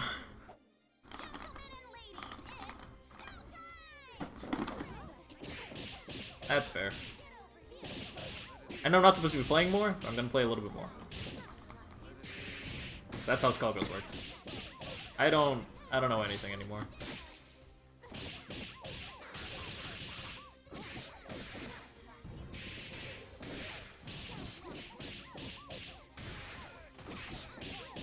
I need to block overhead more.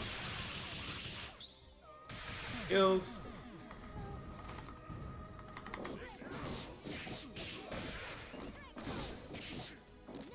Oh my god. Well, there are the grabs, I guess.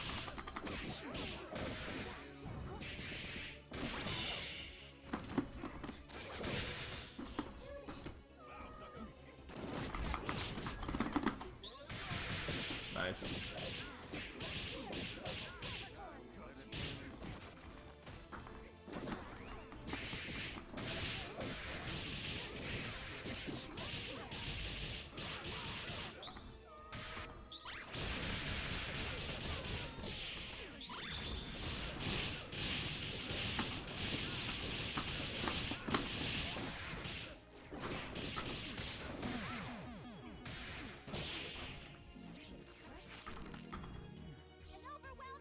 Couple more and then we'll go into an open lobby. let's have another! It's good to be out. I concur. Gentlemen and ladies, it's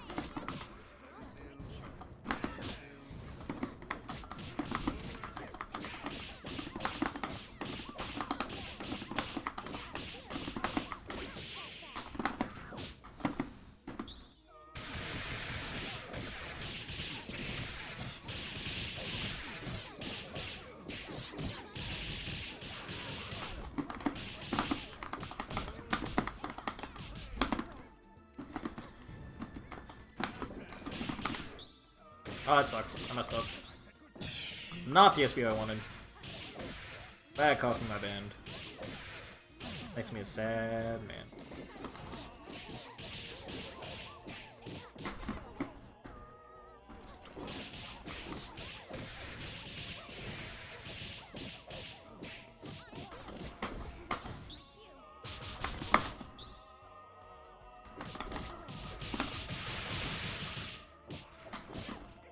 Oh, I could have killed there.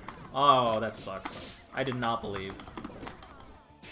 I jumped so late. Why?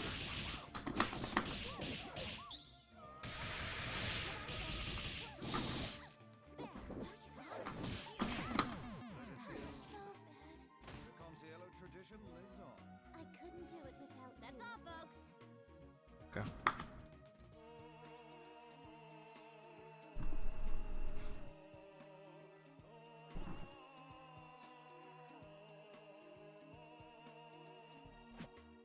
Believe in the announcer that believes in you.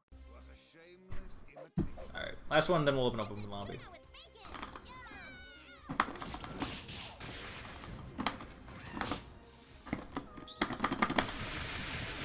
Anastasia is evil.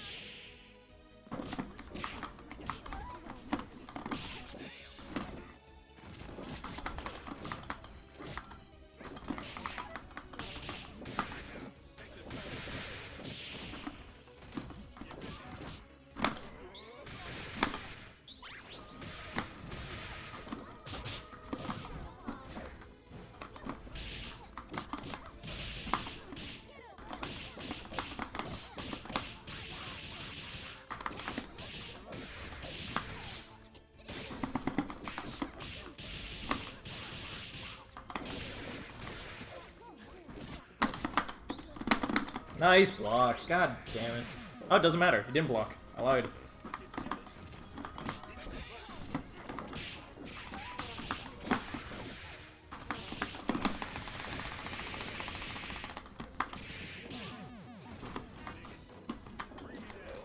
Sure. Oh, I parried it and I just didn't know what to do after that. I was just like, I did it! Now what?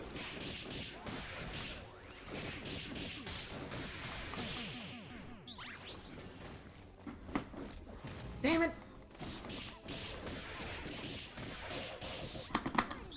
Oh, no grabs.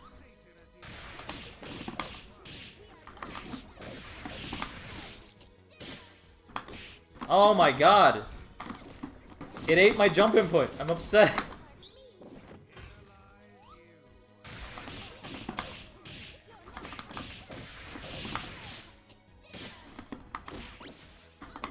Oh my god!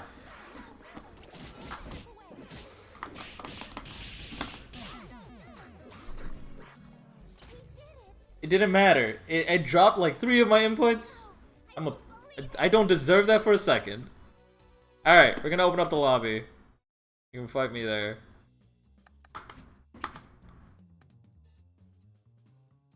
Create lobby. This is 8 people. It's fine. Create lobby. Let's go. Ladies and gentlemen, it is open lobby now. Anybody can join. Just click this or put this link into your browser as soon as I get the link. Link address. Here you go. Alright, anybody can join. It's open lobby. If you did not participate today and you wanted to get in some games, or if you saw someone on stream that you want to get a chance to fight, sure you all join the lobby and have a good time. I'm also going to put this in the Steam group chat. Blah, blah, blah. Let's do the thing. Let's do this in one take.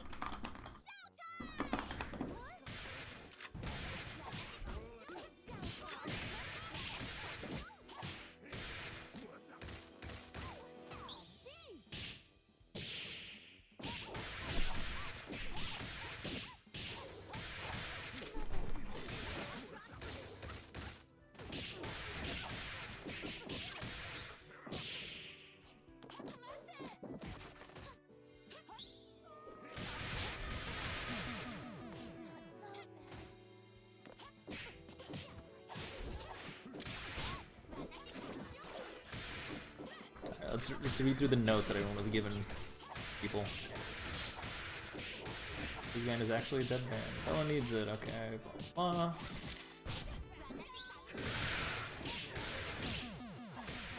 paint graphics, sign you up. That's what I'm talking about. Need a fighting game with neutral so you can learn this game. Play footsies, the game is fun.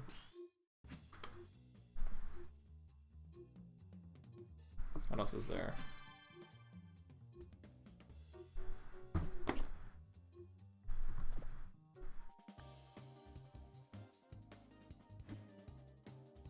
The big body combo for Bella. I don't know what that means.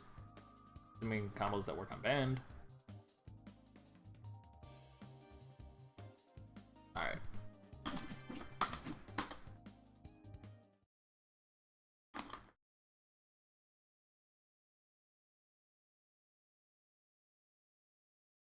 Shall we dance, my lady? Let's. Everybody blink. Fight!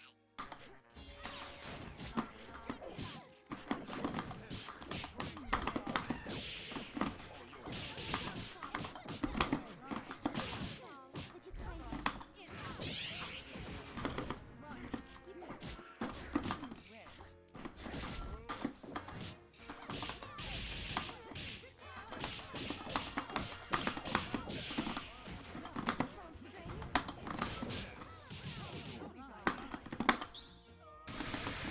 Nobody button dashes. Don't know why. I should have converted. Too busy laughing.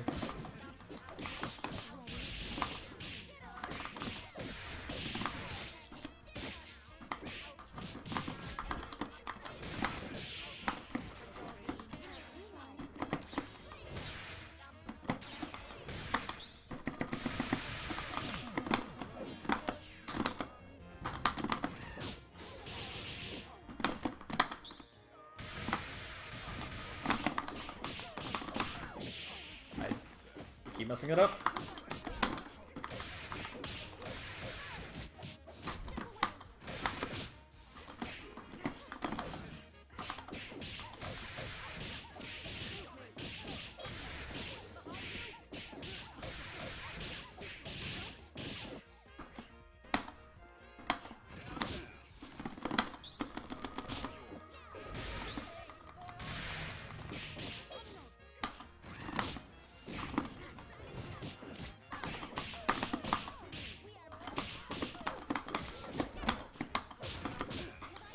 Oh my god, why are my dash inputs not coming out?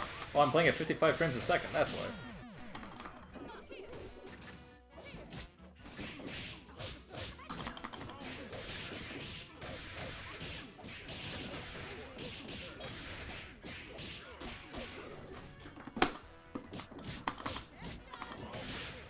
Oh, that sucks.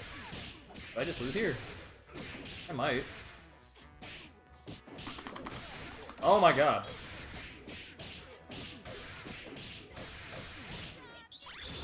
I don't know what to do against Parasol. There's also the strangest pressure strings I've ever seen, but it also makes sense because you're solo Parasol. I should have seen that coming. Anchor Parasol, I should say.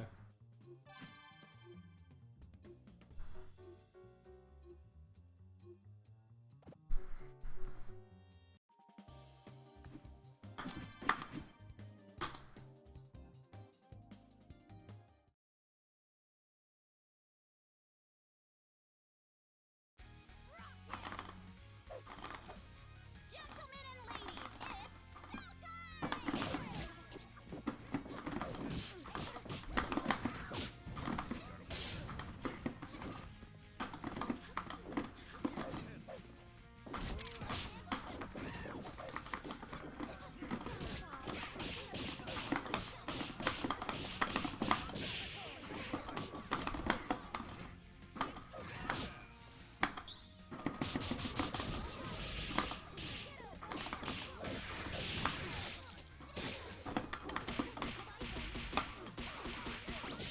There we go.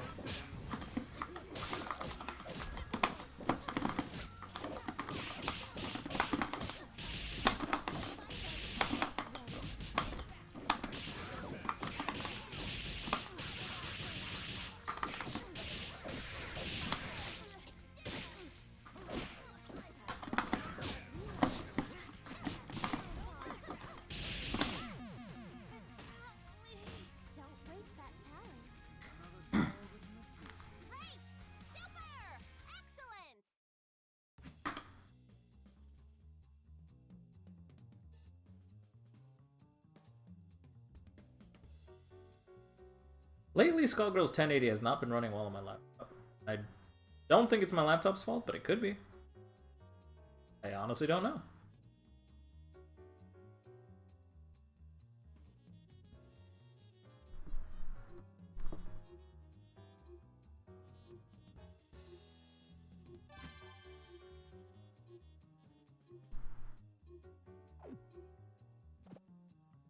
Another slot has opened up, in case anybody wants to join.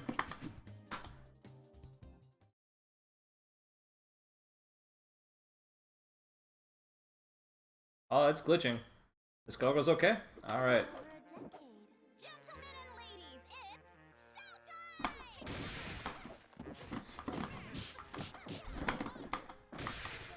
showtime! Sure.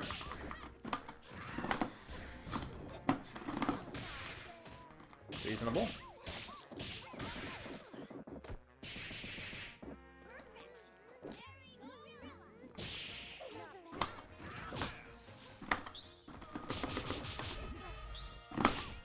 I don't have another meter.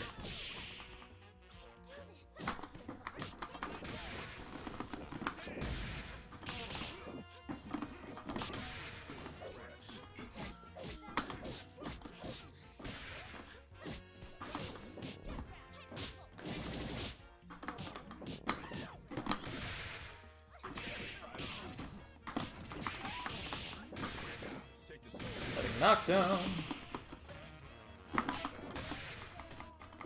I did an autocorrect.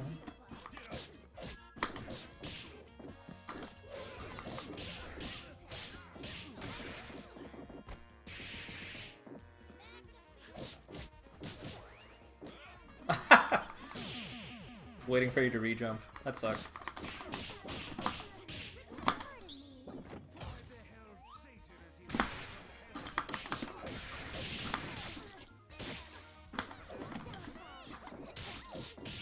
That sucks. It's kills. OTG. Oh, okay. That was cheeky. I respect that. I shouldn't have turned off my brain. Should have gone for Daisy right there.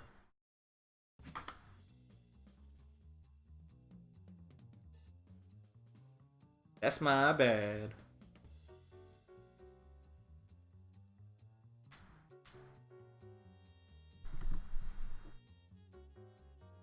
I don't know if anyone else wants to join in. We only got 7 people in this lobby.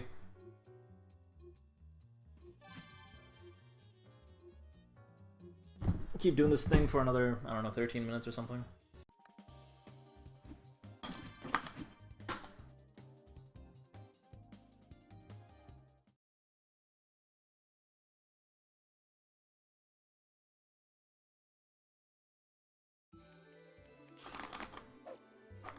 Gentlemen and ladies,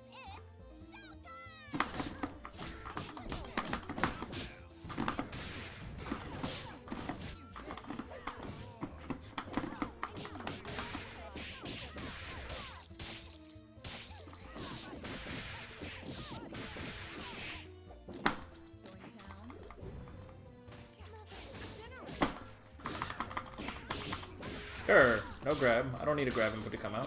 Why would I ever need that?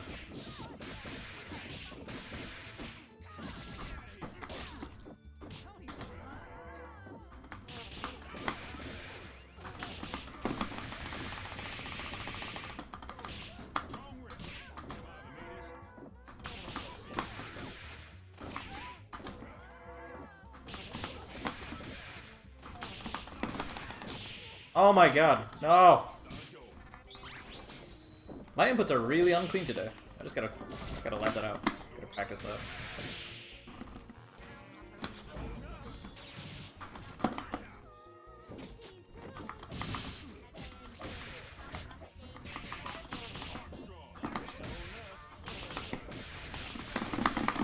This doesn't work. Why'd I do this?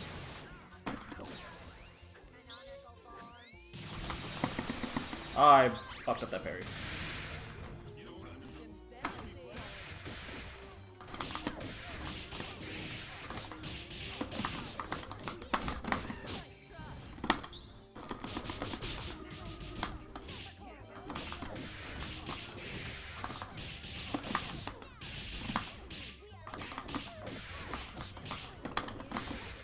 sucks.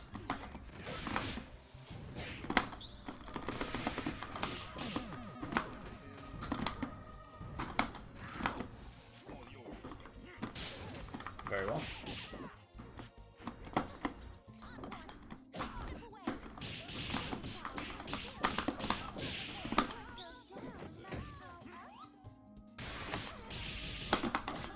God damn it, I'll get it eventually. I don't have Daisy. Oh my god, I don't have meter for Daisy.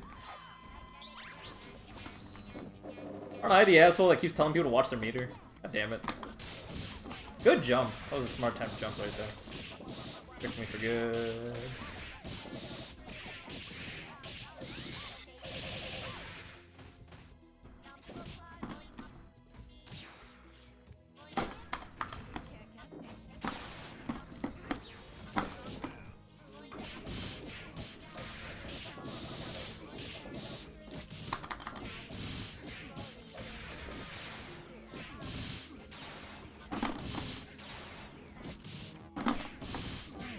Darn. Good hit confirm. This kills.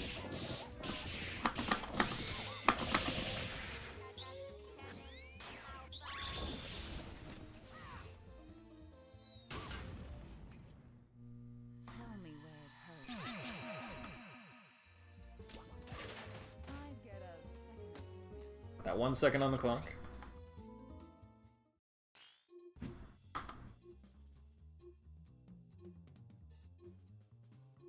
Do this for a little bit longer.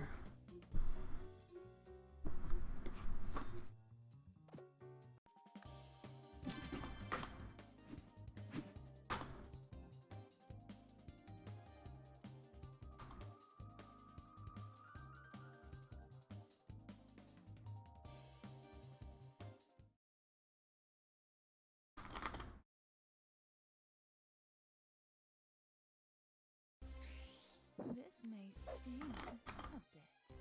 Who will be our star tonight? Let's rock!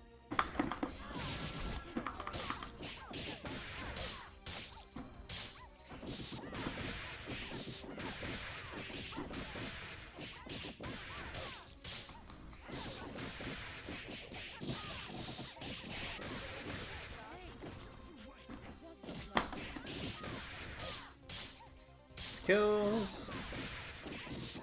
I don't have frames.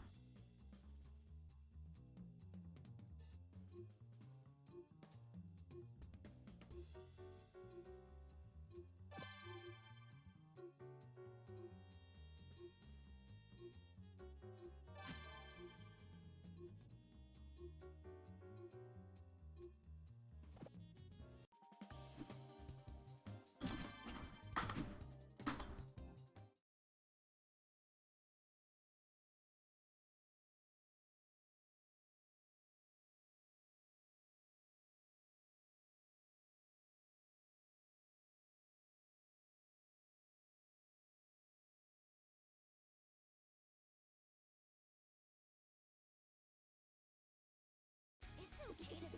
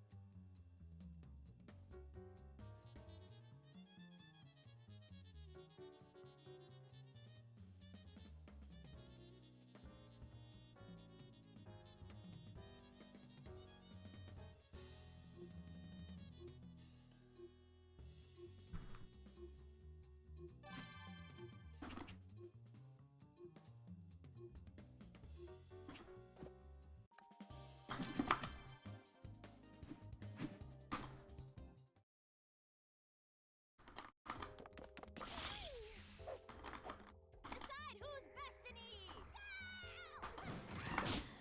All yours.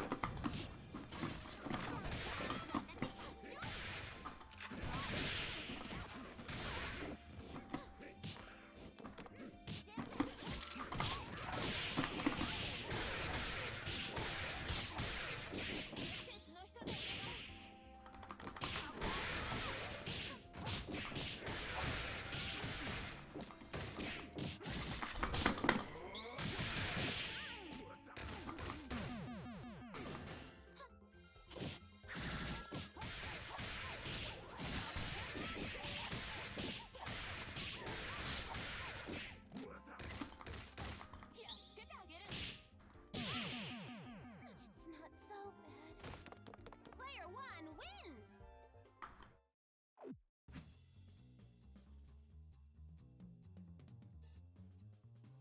Yeah, I think that'll be my last one. Thanks again, everyone, for joining us. It was good. It was good stuff. Apologize for getting a little bit tired at the end, but it's all good. If you guys like what you saw here and you want to come back next week, we do go live every Saturday at 3 p.m. Central, 4 p.m. Eastern, etc., etc. If you guys want to apply all the things you've been practicing and all the things you've learned, please tune in for Skullgirls Be Great every Wednesday. Is a true tournament format, standard Skullgirls rules, best 3 of 5. This week will be a team tournament. It'll be a little bit of fun because a lot of people have been talking about how they want to have more team tournaments more often. So we're gonna go ahead and have a Monday, or not Monday, first week of every month. Not Monday. I don't know how Monday came out. First Wednesday of every month is gonna be a team tournament for a couple of months. See how that goes. Get a decent amount of participation, then we'll keep it. Otherwise, we'll go back to it being standard tournament on the first week of the month and second and third and fourth. Yeah. Fourth week of every month is a prize pool tournament. All that good stuff. Feel free to tune in. I will see you all next time. Bye-bye.